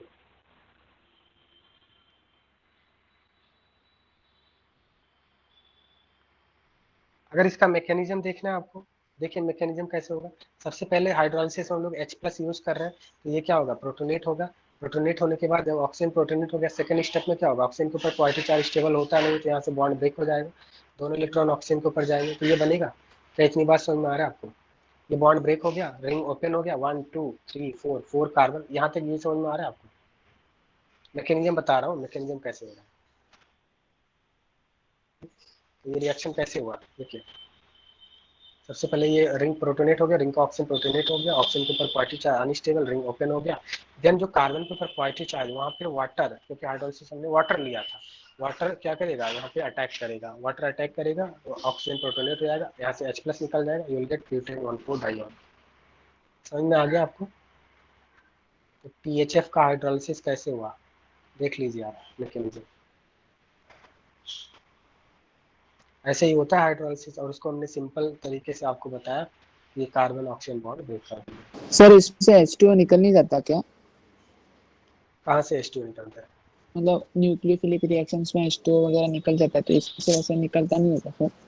नहीं, यहाँ पे कैटलिस्ट नहीं है ना, H2O इसमें पार्टिसिपेट कर जाता है, बिकॉज ये H2O इज नॉट कैटलिस्ट। अगर H2O कैटलिस्ट होता है तो वो पार्टिसिपेट नहीं करता, यहाँ पे H2O कैटलिस्ट नहीं है। H2O यहाँ पे हमने क्या लिया है, H2O को रिएजेंट की तरह लिया है, तो H2O जरूर रिएक्शन में पार्टिसिपेट कर जाएगा। ओके, समझ में आगे बात। यहाँ पे H2O कैटलिस्ट नहीं, यहाँ पे H प्लस कैटलिस्ट है। देखो H प्लस, यहाँ पे H प्लस निकल चुका है। देखो जैसे हमने H प्लस पहले स्टेप में H प्लस ऐड किया और दूसरे स्टेप में देखो लास्ट वाले स्टेप में H प्लस निकल गया। तो यहाँ पे कैटलिस्ट क्या है, यहाँ पे कैटलिस्ट क्या है, हाइड्रोलिसिस रिएक्शन में कैटलिस्ट क्या है, H प्लस है। तो जैसे ऐड किया था वैसे फाइनली निकल गया, मतलब वो पार्टिसिपेट नहीं कर रहा है। पार्टिसिपेट कौन कर रहा है, वाटर। तो यहाँ पे वाटर रिएजेंट है। बात समझ में आ गया क्या। हाइड्रोलिसिस रिएक्शन में वाटर रिएजेंट की तरह बिहेव करता है। Yes sir.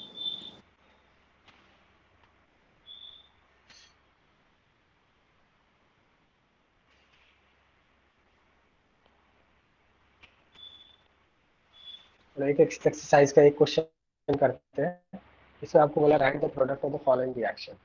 ये आपका E1 रिएक्शन, मतलब E1 ये आपका क्वेश्चन नंबर है, इसका हाइड्रोलिसिस करना है। Can you tell me what will be the product, can you draw the product, hydrolysis product of this compound.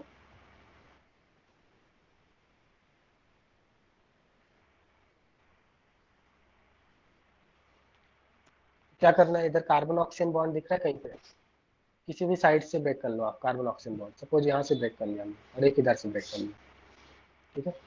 Oxygen के साथ हाइड्रोजन और कार्बन के साथ OH लगाना होता है। बताइए क्या प्रोडक्ट बनेगा।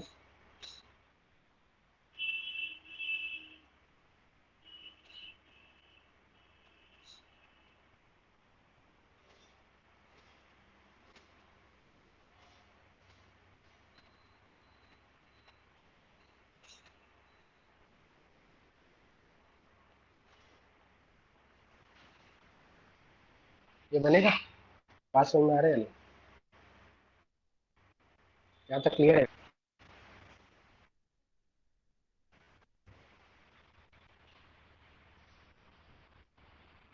यहाँ तक क्लियर है। अब इसके बाद क्या होगा, देखिए यहाँ पे जो सेंट्रल कार्बन है, सेंट्रल कार्बन से 2 OH हो रहा है ना, ये जो आपका सेंट्रल कार्बन है इससे 2 OH हो रहा है, क्या ये स्टेबल होगा, नहीं। जेमडाइल, जेमडाइल का मतलब एक कार्बन से OH, दूसरे से H निकल जाएगा। यहाँ से नेक्स्ट स्टेप में वाटर निकाल दो। वाटर निकालने के बाद आपको क्या मिल जाएगा, CHO मिल जाएगा। इधर CHO मिल गया, इधर से 1 2 3 OH, 1 2 3 OH, after 3 carbon you get OH।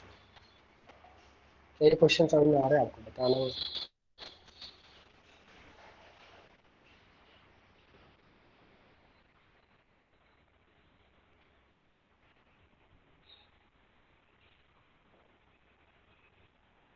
IUPAC name आप देख लो ना, इसमें IUPAC नेम क्या करना है, यहाँ से स्टार्ट कर दो 1 2 3 4 5, ठीक है। स्टार्ट कर दो, इसको क्या बोल दो आप, 1 2 3 propyl, hydroxy propyl, hydroxy propyl prefix चला जाएगा और नंबरिंग यहाँ से स्टार्ट करेंगे 1 2 3 4 5। 5 हाइड्रोक्सी ब्यूटेनल, 5 हाइड्रोक्सी ब्यूटेनल और इसको प्रीफिक्स में लगा देना। आगे समझ में,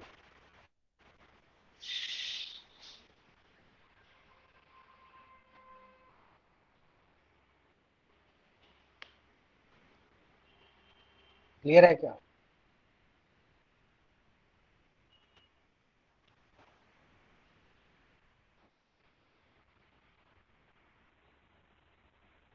yes sir.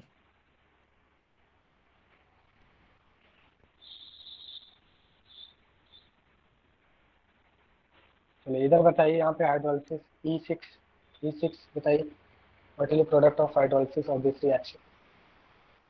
Can you tell me what is the product of this hydrolysis of this reaction. Amide है, तो एमाइड यहाँ पे कौन सा फंक्शन ग्रुप प्रेजेंट है बताइए, which functional group is present in this compound।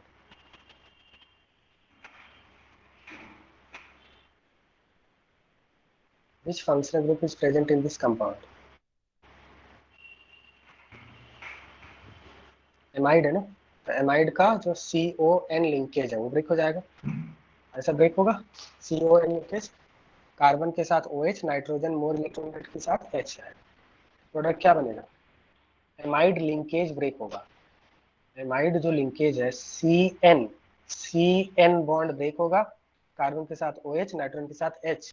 बताइए क्या मिलेगा प्रोडक्ट? आप तो बता सकते हैं ना। 4 nitro aniline plus acetic acid, 4 nitro aniline plus acetic acid, isn't it? Is it clear or not?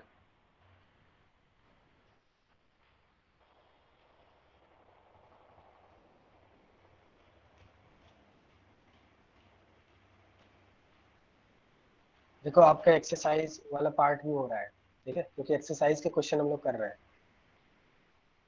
अभी से एक्सरसाइज के क्वेश्चन भी कर ले रहे हैं प्रैक्टिस के लिए। E7 बताएंगे क्या आप? E7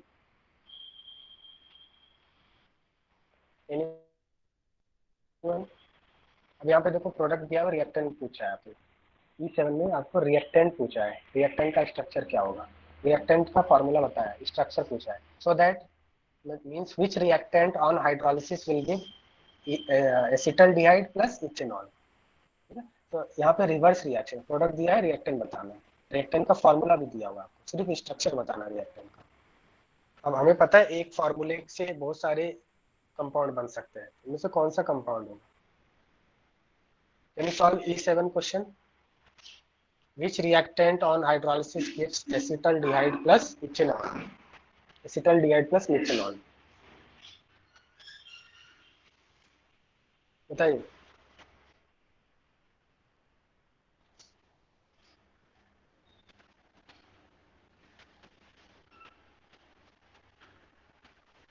बताइए, which reactant on hydrolysis will give acetaldehyde plus ethanol?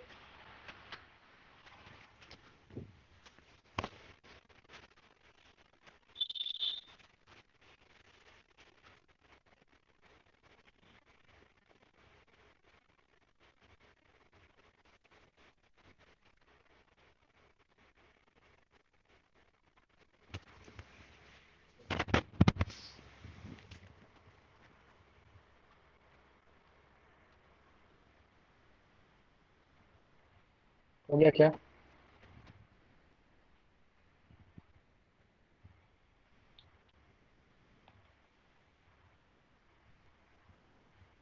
Anyone? Hello students, voice आ रहा है क्या आप सभी को? वॉइस आ रहा है क्या?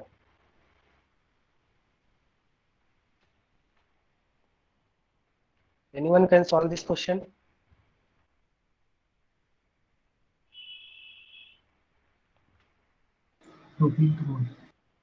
हाँ,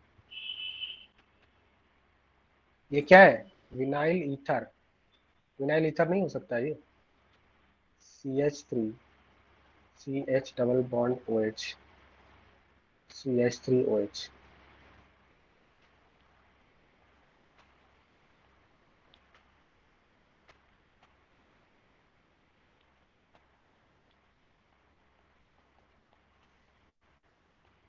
अगर इस कंपाउंड का आप हाइड्रोलिसिस करेंगे तो क्या मिलेगा आपको? इस साइड से H और इस साइड से OH। बात समझ में आ रहा है? तो ये बन जाएगा, इस साइड से तो मिथेनॉल मिल गया, ये तो समझ में आ रहा होगा। और इस साइड से क्या मिलेगा? CH2 डबल बॉन्ड CHOH मिलेगा, और इनॉल का बाद में क्या हो जाता है? टॉटोमराइजेशन हो जाता है, CH3CH2 बन जाता है।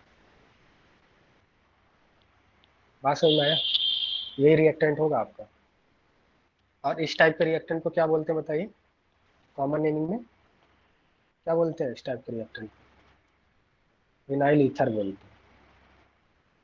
और इसका फॉर्मूला देखो, फॉर्मूला चेक करो, क्या फॉर्मूला सेटिस्फाई हो रहा है? ये फॉर्मूला इज करेक्ट, C3H6O है क्या?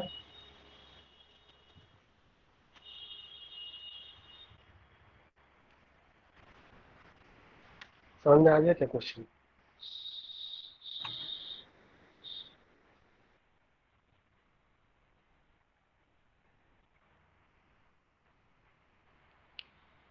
Is it clear to all of you?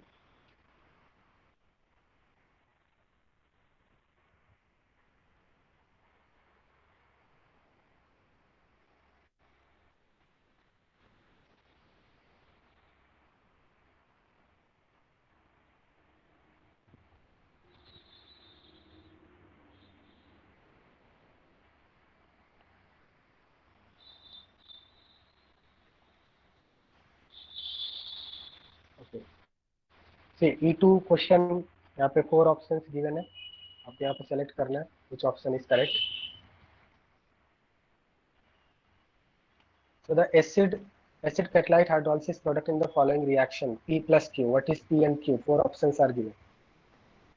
बताइए क्या करना है आपको? कार्बन ऑक्सीजन बॉन्ड ब्रेक करना है बस. ऑक्सीजन के साथ H, कार्बन के साथ OH मिलाना. That's it. So search here where is carbon oxygen bond. Just break that. Which product you will get?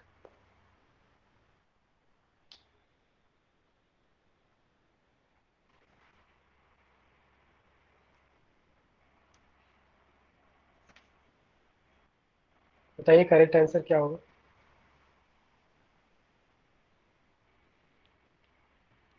Correct answer क्या होगा?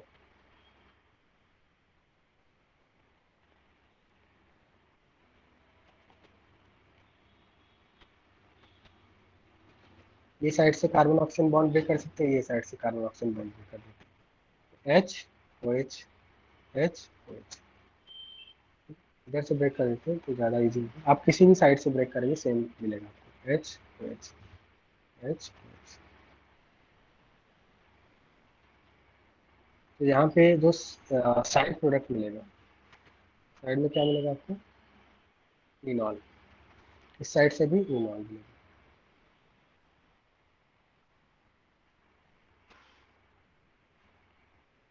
मुझे बताना है यहाँ तक समझ में आ रहा है या नहीं? यहाँ तक समझ में आ रहा है या नहीं बताइए मुझे.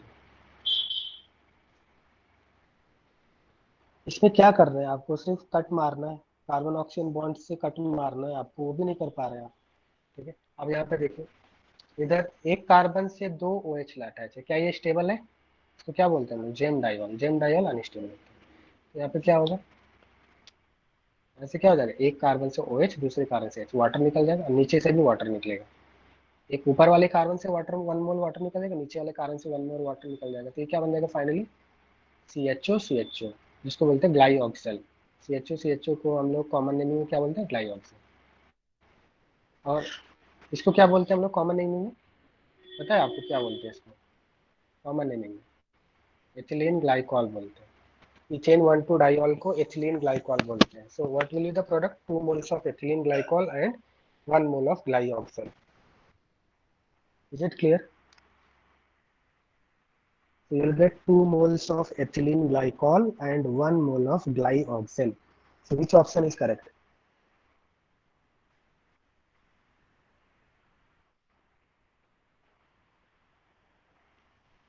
C option is correct.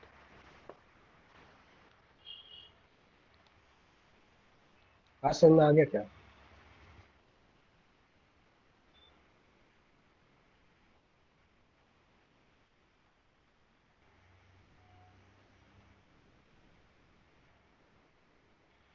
Okay, next question देखिए. नेक्स्ट क्वेश्चन में आपसे यहाँ पे बोला है, नेक्स्ट क्वेश्चन सॉल्व करके बताइए क्या प्रोडक्ट मिलेगा आपको. E3. E3 में एक आपको कंपाउंड है, इसका हाइड्रोलिसिस बताना है. 4 options are given.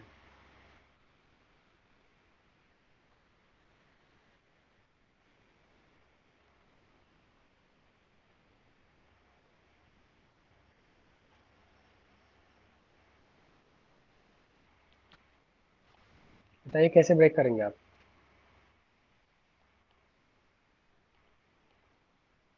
Carbon oxygen bond break कर दिया, फिर H और यहाँ पे OH, तो क्या बन जाएगा?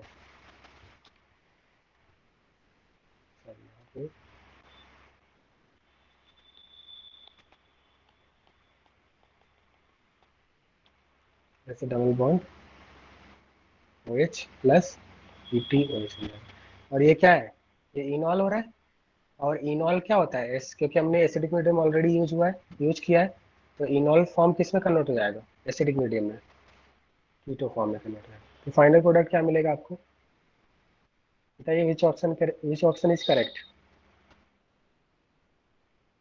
D option is correct. बात समझ में आ रहा है? इस टाइप के क्वेश्चन कर लेंगे आप. All of you are comfortable in such type of questions.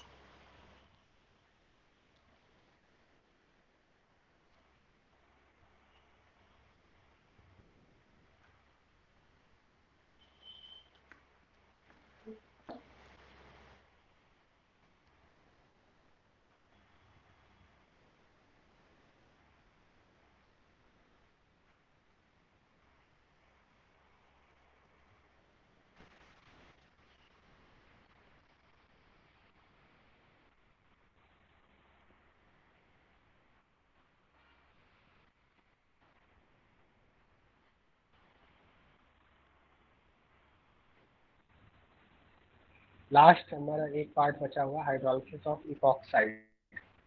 अगर इपॉक्साइड का हाइड्रोलिसिस करें तो आपको क्या प्रोडक्ट मिलेगा? इपॉक्साइड का अगर हाइड्रोलिसिस करते हैं बताइए, अगर आप इपॉक्साइड का हाइड्रोलिसिस करते हैं तो आपको क्या प्रोडक्ट मिलेगा? What are epoxides? What are epoxides? बताया एक बार मैंने। साइक्लिक ईथर को इपॉक्साइड बोलते हैं। साइक्लिक ईथर को इपॉक्साइड बोलते हैं। अगर साइक्लिक ईथर का हम लोग हाइड्रोलिसिस करेंगे तो क्या प्रोडक्ट मिलेगा? मान लीजिए कोई साइक्लिक ईथर है आपका, इसका हाइड्रोलिसिस करें तो कार्बन ऑक्सीजन बॉन्ड ब्रेक होता है। कार्बन ऑक्सीजन बॉन्ड को ब्रेक कर दीजिए, ऑक्सीजन के साथ H और कार्बन के साथ OH, तो क्या बन जाएगा आपका? इथिलीन ग्लाइकॉल बन जाएगा। That means you will get diol, you will get diol। बात समझ में आ रहा है क्या? समझ में आ गया आपको? तो हाइड्रोलिसिस वाला पार्ट हमने कंप्लीट कर लिया।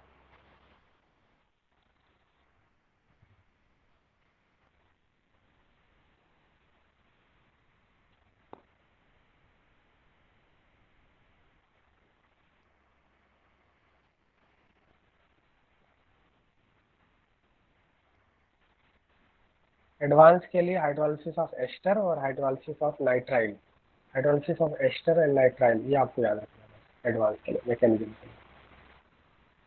Okay, clear? तो सेक्शन ई जो है हाइड्रोलिसिस वाला पार्ट, इसमें हाइड्रोलिसिस ऑफ एस्टर, मैंने आपको बता दिया एस्टर लिंकेज ब्रेक हो जाएगा। हाइड्रोलिसिस ऑफ एनाइट्राइड में 2 मोल्स ऑफ कार्बोक्सिलिक मिलेगा। Hydrolysis of acid halide 1 mole of carboxylic 1 mole of HCl। Hydrolysis of acid halide में कार्बन नाइट्रोजन बॉन्ड ब्रेक होता है, 1 mole of carboxylic 1 mole of ammonia. Hydrolysis of cyanide में 1 mole of cyanide 3 moles of water से react करता है। और cyanide का जब हाइड्रोलिसिस करते हैं तो ध्यान रखना इंपॉर्टेंट बात है ये, CN का जब हाइड्रोलिसिस होता है तो COOH में कन्वर्ट हो जाता है। CN का जब हाइड्रोलिसिस होता है तो वो किसमें कन्वर्ट हो जाता है? कार्बोक्सिलिक में कन्वर्ट हो जाता है। This is important. नेक्स्ट चीज नाइट्राइल, नाइट्राइल का हाइड्रोलिसिस करेंगे तो ये भी कार्बोक्सिलिक में कन्वर्ट होगा, प्लस एमाइन बन जाएगा। आई माइन का हाइड्रोलिसिस करेंगे तो आपका एल्डिहाइड प्लस अमोनिया बनेगा। अगर ईथर का हाइड्रोलिसिस करेंगे तो 2 मोल्स ऑफ अल्कोहल मिलेगा। विनाइल ईथर का हाइड्रोलिसिस करेंगे तो after tautomerization will get aldehyde and alcohol. Phenyl ether का हाइड्रोलिसिस करेंगे तो फिनॉल प्लस अल्कोहल मिलेगा। अगर आप एसिटल का हाइड्रोलिसिस करेंगे तो आपको एल्डिहाइड या कीटोन मिल सकता है। इपॉक्साइड का हाइड्रोलिसिस करेंगे तो डाइऑल मिलेगा। इन सभी में सिंपल सी बात है, कार्बन ऑक्सीजन को ब्रेक करना है, दैट्स इट। या फिर कार्बन एंड हाइड्रोजन बॉन्ड को ब्रेक करना है। मोर इलेक्ट्रोनेगेटिव के साथ H, लेस इलेक्ट्रोनेगेटिव के साथ OH। तो क्या आप सेक्शन ई कर सकते हैं आज के लिए? Homework, homework complete section E.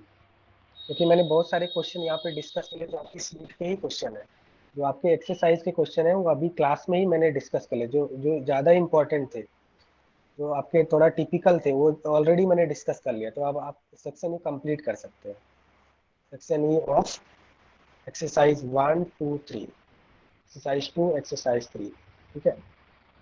Exercise 1, 2, 3, 3 में, एक्सरसाइज 2 एंड 3 में तो सेक्शन दिया नहीं हुआ है, तो आप में भी क्वेश्चन है सब आप कर सकते हैं। बात समझ में आ रहे हैं नहीं?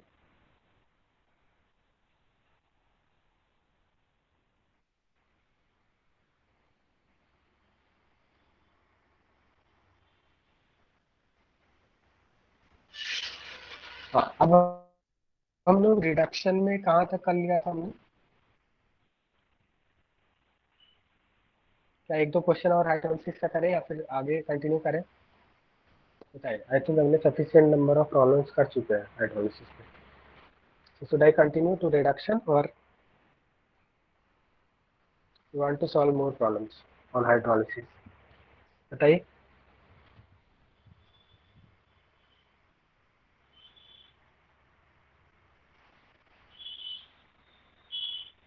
हेलो स्टूडेंट, वॉइस आ रहा है क्या?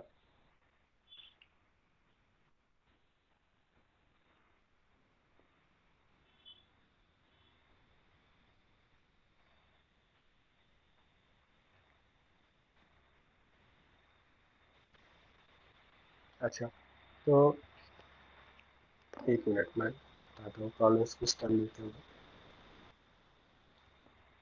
ठीक है, तो कुछ और प्रॉब्लम्स करने हैं तो आप कर सकते हैं।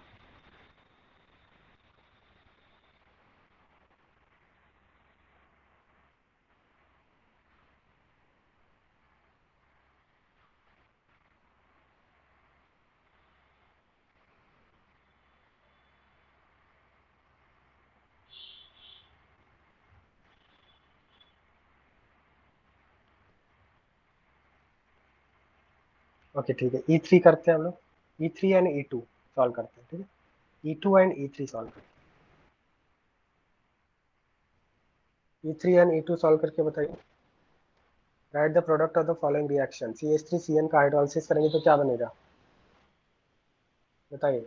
CN का हाइड्रोलिसिस करते हैं तो COOH बनता है, तो क्या मिलेगा आपको, एसिटिक एसिड मिलेगा, प्लस इस साइड से क्या मिलेगा, अमोनिया मिलेगा। और कितने मोल्स वाटर के यूज होंगे अगर आपसे पूछा जाए, इन केस अगर आपसे पूछ लिया कि 1 मोल CN के लिए कितने मोल्स वाटर यूज होंगे, आप बोलेंगे 3। बी वाले में बताइए क्या प्रोडक्ट मिलेगा। बी वाले में अगर नाइट्राइल लिया है, इसको क्या बोलते हैं, मीथेन आइसोसाइनाइड। ठीक है, इसको मिथाइल आइसोसाइनाइड बोलते हैं, methyl isocyanide, methyl isocyanide. Methyl isocyanide का अगर हाइड्रोलिसिस करेंगे तो क्या मिलेगा आपको,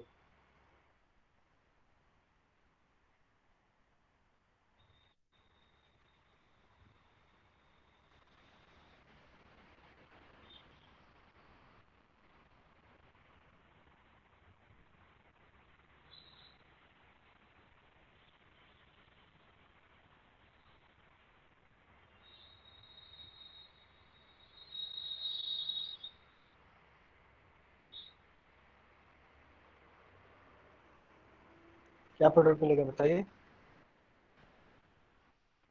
CH3N ट्रिपल बॉन्ड C, यहाँ से क्या हो जाएगा आपका, ये ब्रेक हो जाएगा। और मैंने आपको बताया जो कार्बन वाला पार्ट है वो कार्बोक्सिलिक में जाता है, नाइट्रोजन वाला पार्ट एमाइन में जाता है, ये वाला पार्ट एमाइन में जाता है, और कार्बन वाला पार्ट कार्बोक्सिलिक में जाता है। थोड़ा सा अलग है, थोड़ा डिफरेंट है। तो क्या बन जाएगा, CH3NH2 मिल जाएगा, प्लस H, एक 1 कार्बन का कार्बोक्सिलिक एसिड क्या बनेगा, SCOH बनेगा, फॉर्मिक एसिड। बात समझ में आ गया या नहीं, क्लियर है।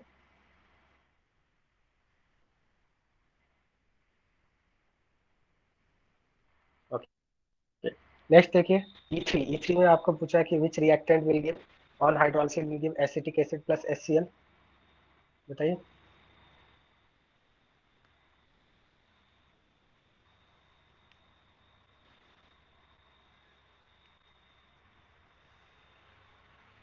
Which reactant on hydrolysis will give acetic acid plus HCl?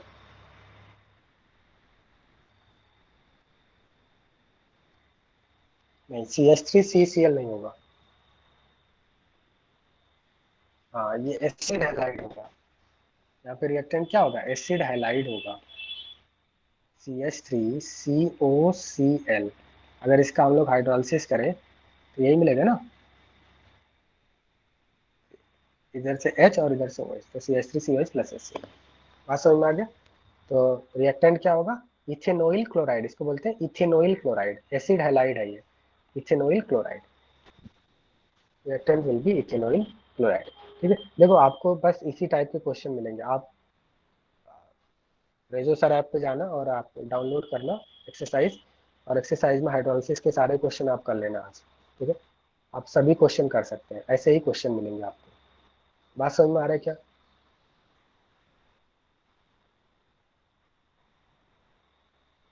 हाँ सर। तो प्रीवियस क्लास में हमने रिडक्शन कहाँ तक कर लिया था, रिडक्शन वाला पार्ट, हाइड्रोलिसिस वाला पार्ट कंप्लीट हो गया, रिडक्शन वाले पार्ट में हमने डाइबल तक कर लिया था। मैंने आपको बोला था रिवाइज भी करना है।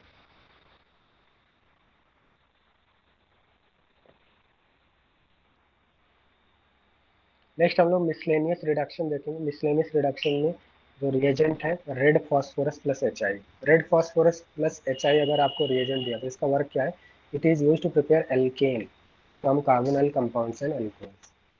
अगर कोई भी कार्बोनाइल कंपाउंड या अल्कोहल दिखे तो उसको एल्केन में कन्वर्ट कर देता है, red phosphorus plus H I.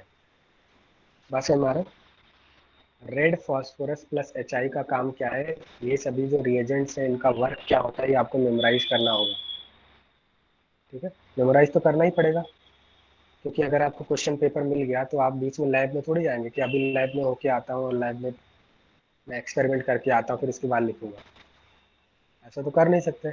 इसका मतलब क्या है कि जो रिएजेंट है उनका वर्क क्या है ये आपको मेमोराइज करना होगा। ठीक है, और कोई दूसरा तरीका नहीं है। तो रेड फास्फोरस और एच आई का वर्क क्या होगा, कार्बोनाइल कंपाउंड वो एल्केन में कन्वर्ट कर देता है, या फिर अगर कोई अल्कोहल है तो उसको एल्केन में कन्वर्ट कर देता है। ठीक? जैसे मान लिया अगर आपका आर सी ओ आ रहा है, red phosphorus H I heat किया तो आर सी ओ को सी एच टू कन्वर्ट कर देगा, एल्केन बन जाएगा। बात समझ में? जैसे एसीटोन का अगर हमने रेड फास्फोरस एच आई के साथ हीट किया तो क्या प्रोडक्ट बनेगा बताइए, एसीटोन। एसीटोन का अगर रेड फास्फोरस एच आई के साथ रिएक्शन किया तो क्या प्रोडक्ट मिलेगा आपको, by seeing this first reaction will get what product, acetone reacts with red phosphorus plus H I, क्या प्रोडक्ट मिलेगा आपको बताइए, प्रोपेन। क्या प्रोडक्ट मिलेगा आपको, प्रोपेन। एसीटोन तो यही होता है ना, CH3CO, CH3 को ही तो एसीटोन बोलते हैं। और इसका रेड फास्फोरस एच आई के साथ रिएक्शन करेंगे तो ये एल्केन बना देगा, तो CO ग्रुप है इसको CH2 में कन्वर्ट करेंगे, will get finally alkane, propane बन जाएगा, 3 कार्बन का एल्केन प्रोपेन बन जाएगा। बात समझ में आ रही है? अगर आपने CH3CHO एसिटल डिहाइड लिया और इसका रेड फास्फोरस एच आई किया तो 2 कार्बन का एल्केन बन जाएगा, 2 कार्बन के एल्केन को क्या बोलते हैं, इथेन बोलते हैं। अगर आपको 1 डिग्री अल्कोहल है जिसका reaction red phosphorus H I से करे तो अल्कोहल को भी एल्केन बना देता है, तो यहाँ पे जो आपका RCH3 बन जाएगा। अगर आपका 2 डिग्री अल्कोहल है तो 2 डिग्री अल्कोहल को भी एल्केन बना देता है। तो रेड फास्फोरस कोई भी कार्बोनाइल कंपाउंड CO या COH ग्रुप को एल्केन में कन्वर्ट कर देता है। Is it clear?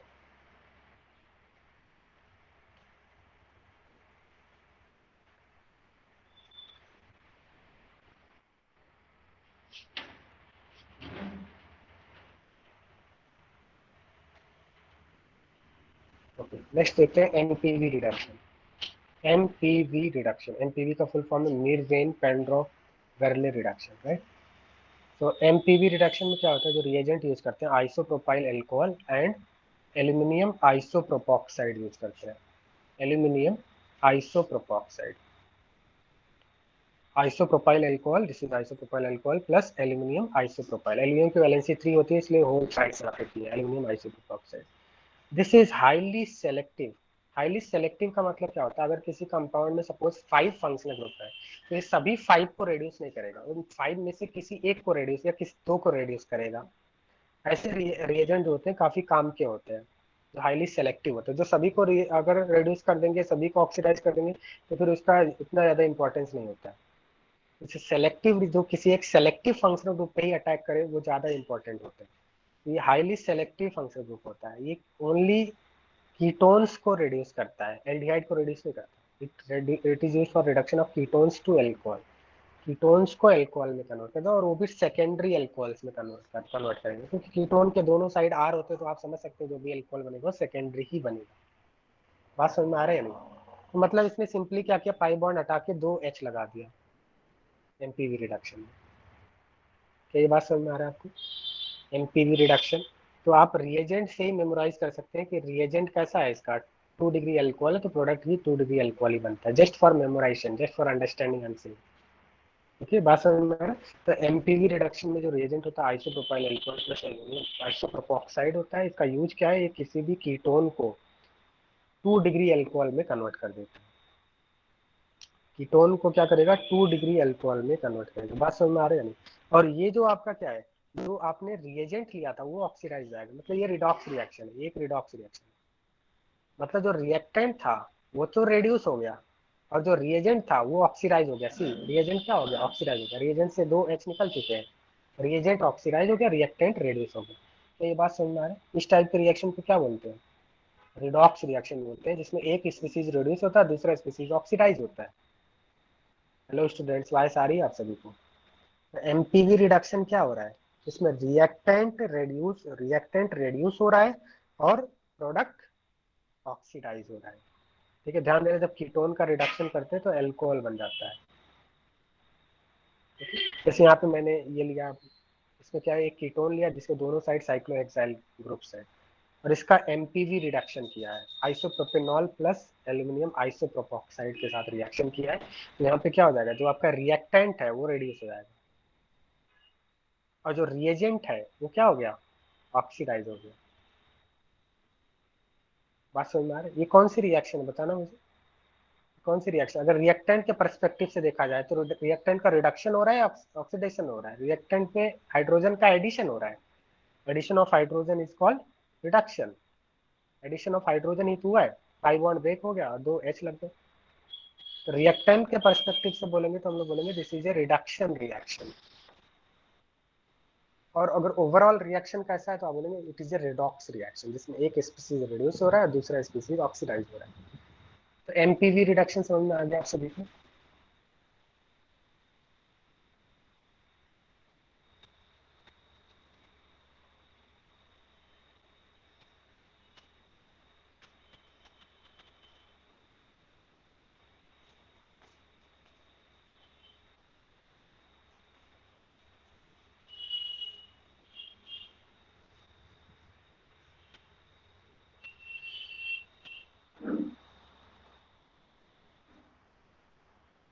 Okay, next is Wolff Kishner reduction. Wolff Kishner के बारे में हमने पहले भी एक बार डिस्कस किया था। इसमें रिएजेंट क्या यूज करते हैं हम लोग, हाइड्रोजन, NH2 को हाइड्रोजन बोलते हैं in presence of KOH, potassium hydroxide. So जो सॉल्वेंट यूज करते हैं, हाई बॉइलिंग सॉल्वेंट यूज करते हैं, इथिलीन ग्लाइकॉल।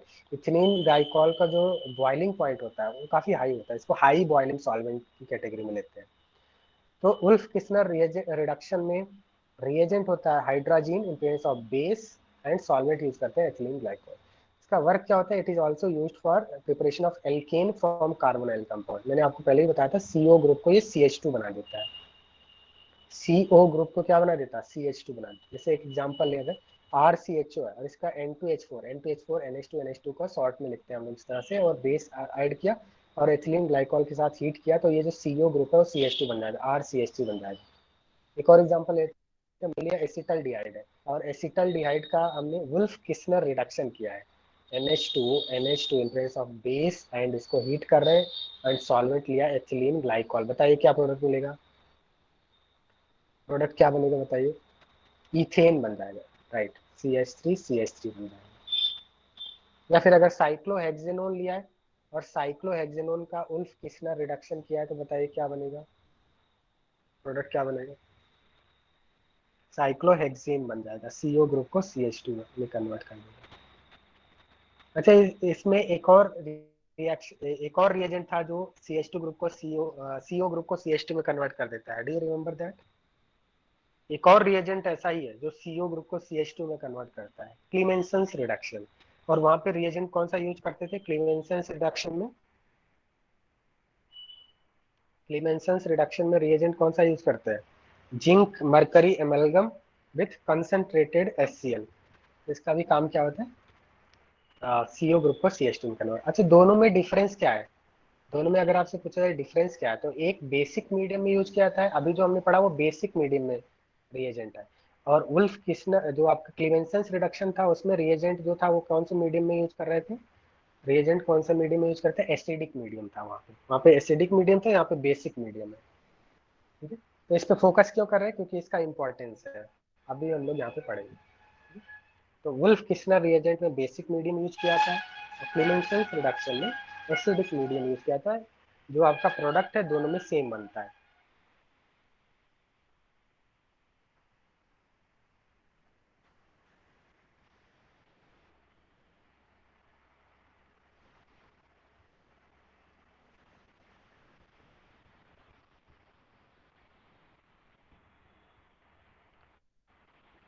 देखो, इसमें एक बहुत ही इंपॉर्टेंट बात लिखा हुआ है, उसको हम लोग समझते हैं। इसमें लिखा क्या हुआ कि वुल्फ किस्नर रिडक्शन, पहले इसको पढ़ते हैं। Wolff Kishner reduction is avoided to use for compounds which is base sensitive. अगर किसी कंपाउंड में बेस सेंसिटिव ग्रुप है लाइक हेलोजन या एसिड हैलाइड एस्टर एनहाइड्राइड है, तो हम लोग वुल्फ किस्नर रिडक्शन नहीं करते हैं। बात समझ में आ रहा है? अगर बेस सेंसिटिव है, मतलब क्योंकि हम लोग बेसिक मीडियम ले रहे हैं ना, तो अगर ऐसा कोई आपका कंपाउंड है, कंपाउंड के अंदर ऐसा कोई आपका फंक्शनल ग्रुप है बेस सेंसिटिव है, फिर उसको हम लोग यूज नहीं करते। अभी इसका एग्जांपल लेके मैं आपको समझाता हूँ, ठीक है। इसमें आपका हेलोजन दिया हुआ बेस सेंसिटिव ग्रुप में, और क्लेमेंसेंस रिडक्शन आई थिंक इधर ही होगा कहीं पे, क्लेमेंसेंस रिडक्शन, हाँ इधर है आपका क्लेमेंसेंस रिडक्शन। क्लेमेंसेंस रिडक्शन का मैकेनिज्म भी दिया हुआ है, आप इसको आप सभी को मैंने थियरी शेयर कर दिया था केमिस्ट्री ग्रुप पे, आप वहां से मैकेनिज्म देख सकते हैं। If you are interested in mechanism you can see, okay. ये लेंदी सा मैकेनिज्म है इसका, ठीक है। जैसे मैकेनिज्म नहीं पूछा था, direct product reactant reagent product, अगर मैकेनिज्म देखना चाहें यू कैन रिफर दिस। तो इसमें क्या है, Clemmensen reduction is avoided for the compound which is acid sensitive group. अगर किसी कंपाउंड के अंदर एसिड सेंसिटिव ग्रुप है, मतलब एसिड उसको हार्मफुल, एसिड उसको इसके साथ रिएक्ट कर सकता है, तो अनडिजायर्ड प्रोडक्ट ना बने, तो एसिड सेंसिटिव ग्रुप है तो हम लोग क्लेमेंसेंस रिडक्शन नहीं करते हैं। एसिड सेंसिटिव ग्रुप में एल्कोहल आते हैं, एल्कीन एल्काइन ईथर आते हैं। मतलब क्या है, जैसे यहाँ पे देखिए एक क्वेश्चन लेके मैं आपको समझाता हूँ।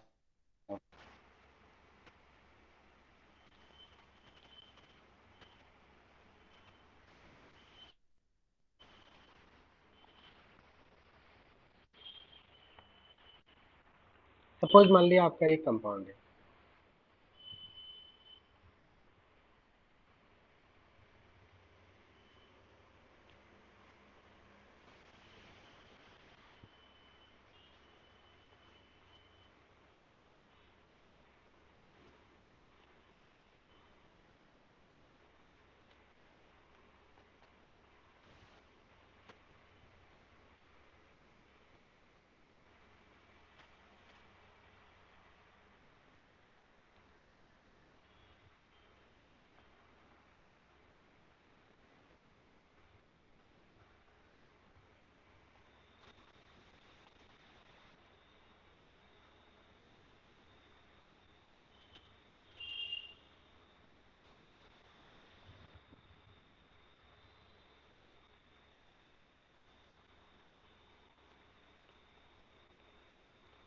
सपोज आपका ये क्वेश्चन है, ठीक है।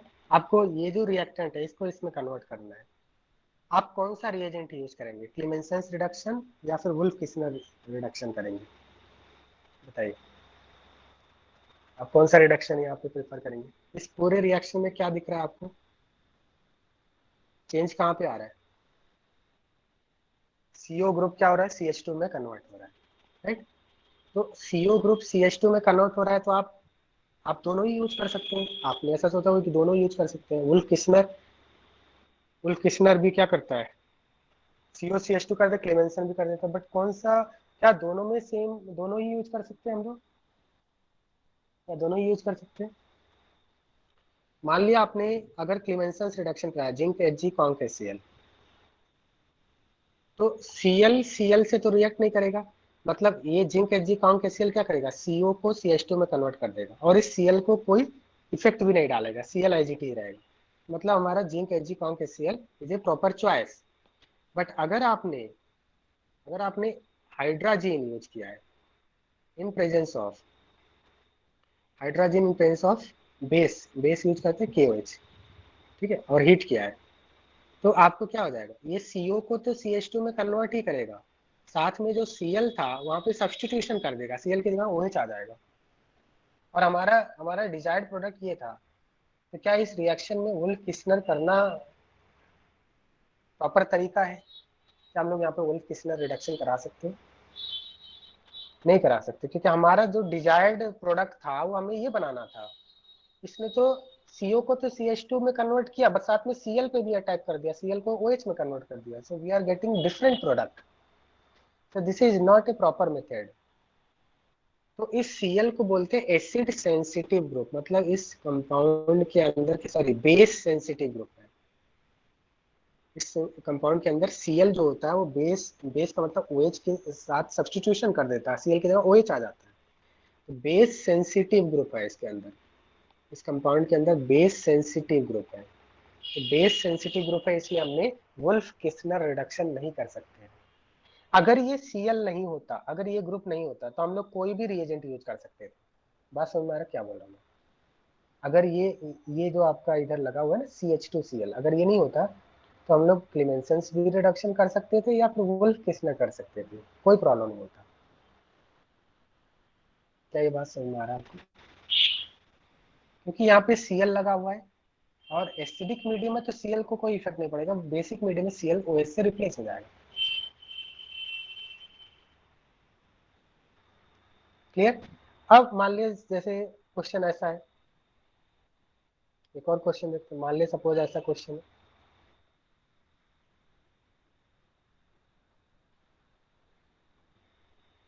इसका रिएक्शन किया हमने और यहाँ पे आपको बनाना है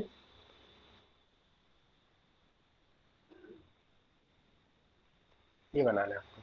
तो आप कौन सा रिएजेंट यूज करेंगे? Can you tell me the name of reagent है?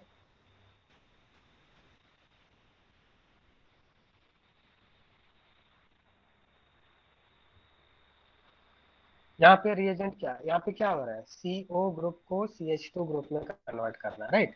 CO ग्रुप को CH2 ग्रुप में कन्वर्ट करना है। तो क्या यहाँ पे हमारे पास CO को CH2 में कन्वर्ट करने के दो तरीके हैं। एक क्लेमेंसन्स रिडक्शन जो एसिडिक मीडियम में होता है, और दूसरा हमारे पास चॉइस क्या है, वुल्फ किस्नर रिडक्शन जो बेसिक मीडियम में होता है। आप कौन सा प्रेफर करेंगे, क्लेमेंसन्स रिडक्शन जो एसिडिक मीडियम में होता है या वुल्फ किस्नर रिडक्शन जो बेसिक मीडियम में होता है? यहाँ पे आप बेसिक मीडियम प्रेफर करेंगे, राइट? क्योंकि हमें OH को इफेक्ट करना है, OH को एज इट इज रखना है, OH को एज इट इज रखना है। तो जब बेस ऐड करेंगे तो OH से तो रिएक्ट नहीं करता है, तो OH एज इट इज रहेगा। मतलब हमें वुल्फ किस्नर रिडक्शन कराना चाहिए, आपको वुल्फ किस्नर रिडक्शन कराना चाहिए। वुल्फ किस्नर रिडक्शन आपका एक बेहतर चॉइस होगा। मतलब हमें क्या क्या वुल्फ किस्नर रिएजेंट में क्या यूज करना चाहिए, NH2 in place of base and heat with ethylene glycol. अगर आपने बाय मिस्टेक क्लेमेंसन कराया होता तो क्या प्रोडक्ट बनता? अगर आपने इसका क्लेमेंसन से रिडक्शन करा दिया होता, जिंक Hg कॉन्क HCl, तो conc HCl is a source of H+। तो यहाँ पे जो ऑक्सीजन है ना वो प्रोटोनेट हो जाता है, होता है या नहीं? ऑक्सीजन क्या होता है, प्रोटोनेट हो जाता है, इजंट इट? और ऑक्सीजन प्रोटोनेट होके यहाँ से क्या होता है, ऑक्सीजन के ऊपर पॉजिटिव चार्ज आ गया, यहाँ से वाटर निकल जाता है। बात समझ में आ रही है नहीं? या फिर इसको ऐसा कर लेता हूँ, CH2OH कर देता हूँ, ठीक? आपके अंडरस्टैंडिंग के लिए कर देता हूँ, CH2OH कर देता हूँ। यहाँ पे क्या हो जाता है, एक बीच में CH2 है, CH2, यहाँ पे जाता है CH2+। उसके बाद क्या होता है, कंसंट्रेटेड HCl से H+ आ गया एंड देन Cl- यहाँ पे अटैक कर देते हैं, यहाँ पे ऐसा बन जाता है। ये तो CO तो CH2 में कन्वर्ट ही हो जाता है, नो डाउट, यहाँ भी कन्वर्ट हो गया। बट यहाँ पे क्या कर दिया इसने, यहाँ पे गड़बड़ कर दिया इसने, Cl आ गया। बात समझ में आ रहा है?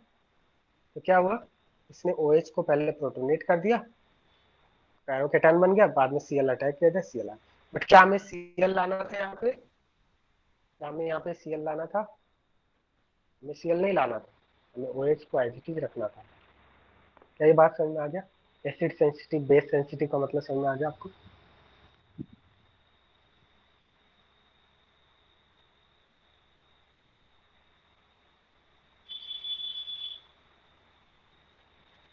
कौन सा बेस एसिडिक हाइड्रोजन, तो समझा नहीं मैं। क्या बोल रहे हो आप, एक बार अनम्यूट करके बताना। सर जो हाइड्रोजन ऑक्सीजन के साथ कनेक्टेड है।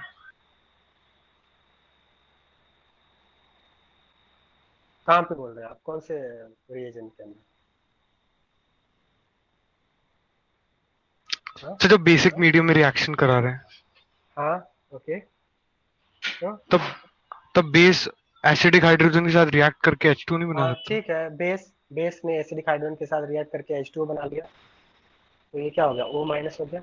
वापस से base, all the bases are prepared in water, तो वाटर फिर से इसको H दे देगा अपना, क्योंकि हमेशा एनाइनिक जो होता है, एनाइंस होते हैं अनस्टेबल होते हैं, तो वो हमेशा न्यूट्रल ही बन के रहेगा। जैसे ही मान लो बेस ने H प्लस एक्सट्रैक्ट किया, वाटर बन गया, किसी दूसरे वाटर मॉलिक्यूल ने इसको H दे देगा अपना, फिर से ये वही बन जाएगा, OH बन जाएगा। समझ में आ रहा है क्या? वो OH के फॉर्म में ही रहेगा, इसमें क्या दिक्कत है आपको बताइए। सर तो वुल्फ वाले में जरूरी है कि वाटर ही बेस हो या और कोई बेस ले सकते हैं, जैसे NaOH KOH? नहीं नहीं, वाटर तो मैंने फिर बेस नहीं बोला, मैंने ये बोला कि bases are prepared in water. जहां भी वाटर बेस है वहां वाटर जरूर होगा, जहां एसिड है वहां वाटर जरूर होगा। वो अंडरस्टूड है, क्योंकि सर तो सभी बेस और एसिड वाटर में ही बनाए जाते हैं, H को रिप्लेस सॉल्वेंट करके वाटर में। K या Na आना चाहिए ना फिर, क्योंकि उनका कहाँ पे? रिएक्टिविटी ज्यादा है। इधर? H प्लस जब, हाँ, मतलब यहाँ पे ऐसे बोल रहे हो क्या O माइनस कर दे और यहाँ पे K प्लस आ जाए? हाँ सर। हाँ ठीक है, ऐसा ही रहेगा वो। ठीक है, ऐसा ही रहेगा वो, आयनिक फॉर्म में रहेगा।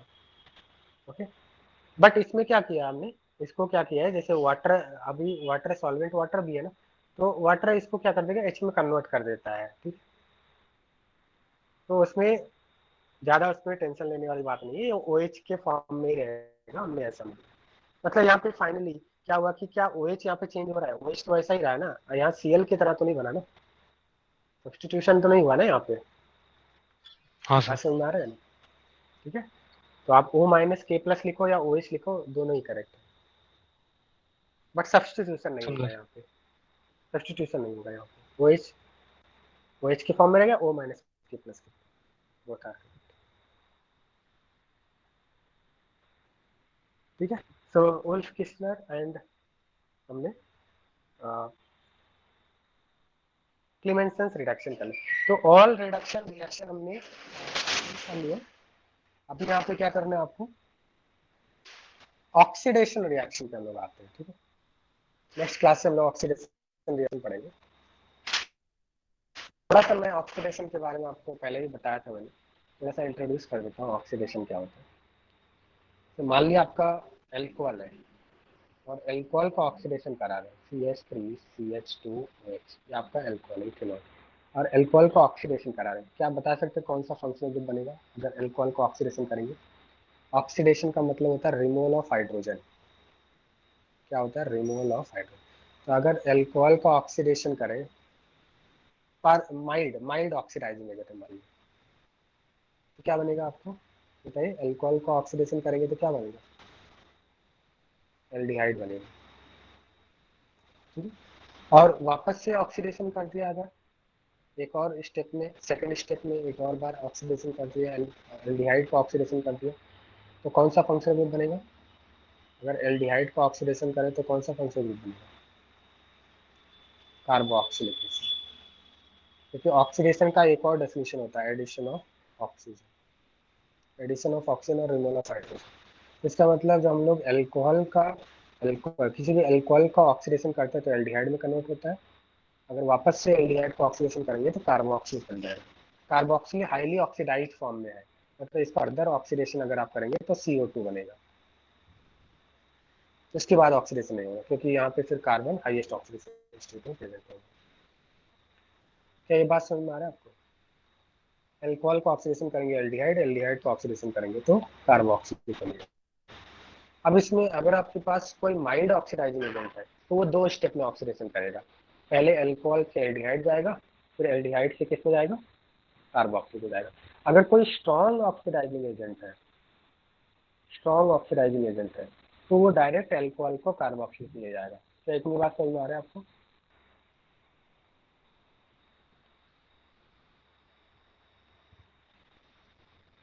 अगर स्ट्रॉन्ग ऑक्सीडाइजिंग एजेंट है तो डायरेक्ट एल्कोहल को कार्बोक्सिलिक एसिड में ले जाएगा। अगर माइल्ड है तो पहले एल्कोहल से एल्डिहाइड बनेगा और एल्डिहाइड से कार्बोक्सिलिक बनेगा। अब इसमें सपोज मान लिया इस तरह से कर दिया आपने कि इसका जो रिवर्स है, कार्बोक्सिलिक एसिड अगर एल्डिहाइड में कन्वर्ट हो रहा है तो इसको क्या बोलेंगे बताइए? इसका रिवर्स जो प्रोसेस है, अगर किसी रिएक्शन में कार्बोक्सिलिक एसिड एल्डिहाइड में कन्वर्ट हो रहा है, CH3CH2, तो इस प्रोसेस को क्या बोलेंगे? ऑक्सीडेशन या रिडक्शन बोलेंगे? Carboxylic is converting into aldehyde, इसको क्या बोलेंगे बोलो, रिडक्शन बोले, क्योंकि यहाँ पे क्या हो रहा है, रिमूवल ऑफ ऑक्सीजन हो रहा है। और अगर एल्डिहाइड अल्कोहल में कन्वर्ट हो रहा है तो इसको क्या बोलेंगे बताइए, एल्डिहाइड अगर अल्कोहल में कन्वर्ट हो, ऊपर वाले रिएक्शन का रिवर्स है, एल्डिहाइड अगर अल्कोहल में कन्वर्ट हुआ तो कहीं ना कहीं यहाँ पे पाई बॉन्ड ब्रेक हुआ, 2 हाइड्रोजन ऐड हुए हैं, और एडिशन ऑफ हाइड्रोजन को रिडक्शन बोलते हैं, तो ये भी क्या है, रिडक्शन, राइट। तो अल्कोहल का ऑक्सीडेशन करते हैं तो एल्डिहाइड बनता है, एल्डिहाइड का ऑक्सीडेशन करते हैं तो कार्बोक्सिल बनता है। अगर रिवर्स जाए, कार्बोक्सिल का रिडक्शन करेंगे तो एल्डिहाइड बनेगा, और एल्डिहाइड का रिडक्शन करेंगे तो अल्कोहल बनेगा। इतनी बात समझ में आ रहा है?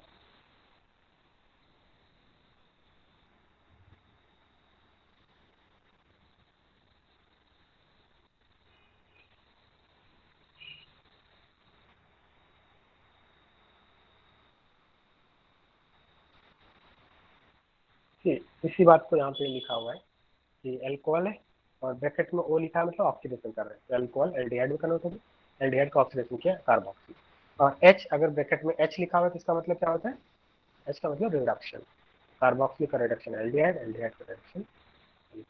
इसी तरह से हम लोग यहाँ पे ले सकते हैं, अगर कोई एरोमेटिक कंपाउंड है और इसका ऑक्सीडेशन किया तो Cl ऐड होना भी ऑक्सीडेशन बोला जाता है, क्योंकि Cl ऐड होने से ऑक्सीडेशन स्टेट इंक्रीज आता है। तो मैंने आपको 11th क्लास में बताया था, ऑक्सीडेशन का मतलब ये भी होता है, अगर ऑक्सीडेशन स्टेट इंक्रीज है तो उसको भी ऑक्सीडेशन बोलते हैं। ऑक्सीडेशन के कई सारे डिफिनेशन है, addition of oxygen, removal of hydrogen, या फिर Fe2+ से Fe3+ में आ रहा है तो इसको क्या बोलेंगे आप, increase in oxidation state is also called oxidation, decrease in oxidation state is called decrease in oxidation state is called reduction, increase in oxidation state is called oxidation, and decrease in oxidation state is called reduction। तो यहाँ पे अगर कोई halogen add हो रहा है किसी aromatic compound से तो उसमें ऑक्सीडेशन स्टेट इंक्रीज होती है तो इसको भी ऑक्सीडेशन बोलते हैं। तो नेक्स्ट क्लास में, अभी तो मैंने इंट्रोडक्शन बता दिया ऑक्सीडेशन का, नेक्स्ट क्लास में हम लोग ऑक्सीडाइजिंग एजेंट के बारे में डिस्कस करेंगे, different oxidising agent. Okay sir. तो आज क्या आपको होमवर्क क्या करना है, आज मैंने आपको क्या होमवर्क बताया, हाइड्रोलिसिस के जितने भी एक्सरसाइज 1, 2, 3 में हाइड्रोलिसिस से रिलेटेड जितने भी क्वेश्चन है आपको वो सारे क्वेश्चन हाइड्रोलिसिस वाले करने हैं, ठीक है। फर्स्ट होमवर्क ये होगा, और सेकंड होमवर्क क्या दिया मैंने आपको, सेकंड होमवर्क क्या करना है आपको, इधर लिख देता हूँ मैं। First homework is solve all questions of hydrolysis, this is first, and second homework is memorize use and work of all reducing agents। तो रिडक्शन वाला पार्ट हमने कंप्लीट कर लिया। तो जो मैंने आपको प्रीवियस क्लास में नोट्स सेंड किया था ना, ये कंप्लीट नोट्स आपको मेमोराइज, लाइक इनमें जो एजेंट्स है, ठीक है, ये कंप्लीट नोट्स आपको स्टडी करनी है।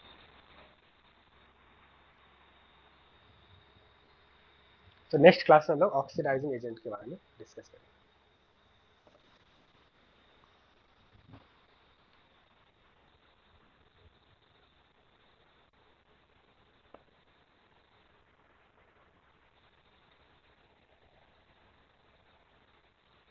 ओके स्टूडेंट, नेक्स्ट क्लास में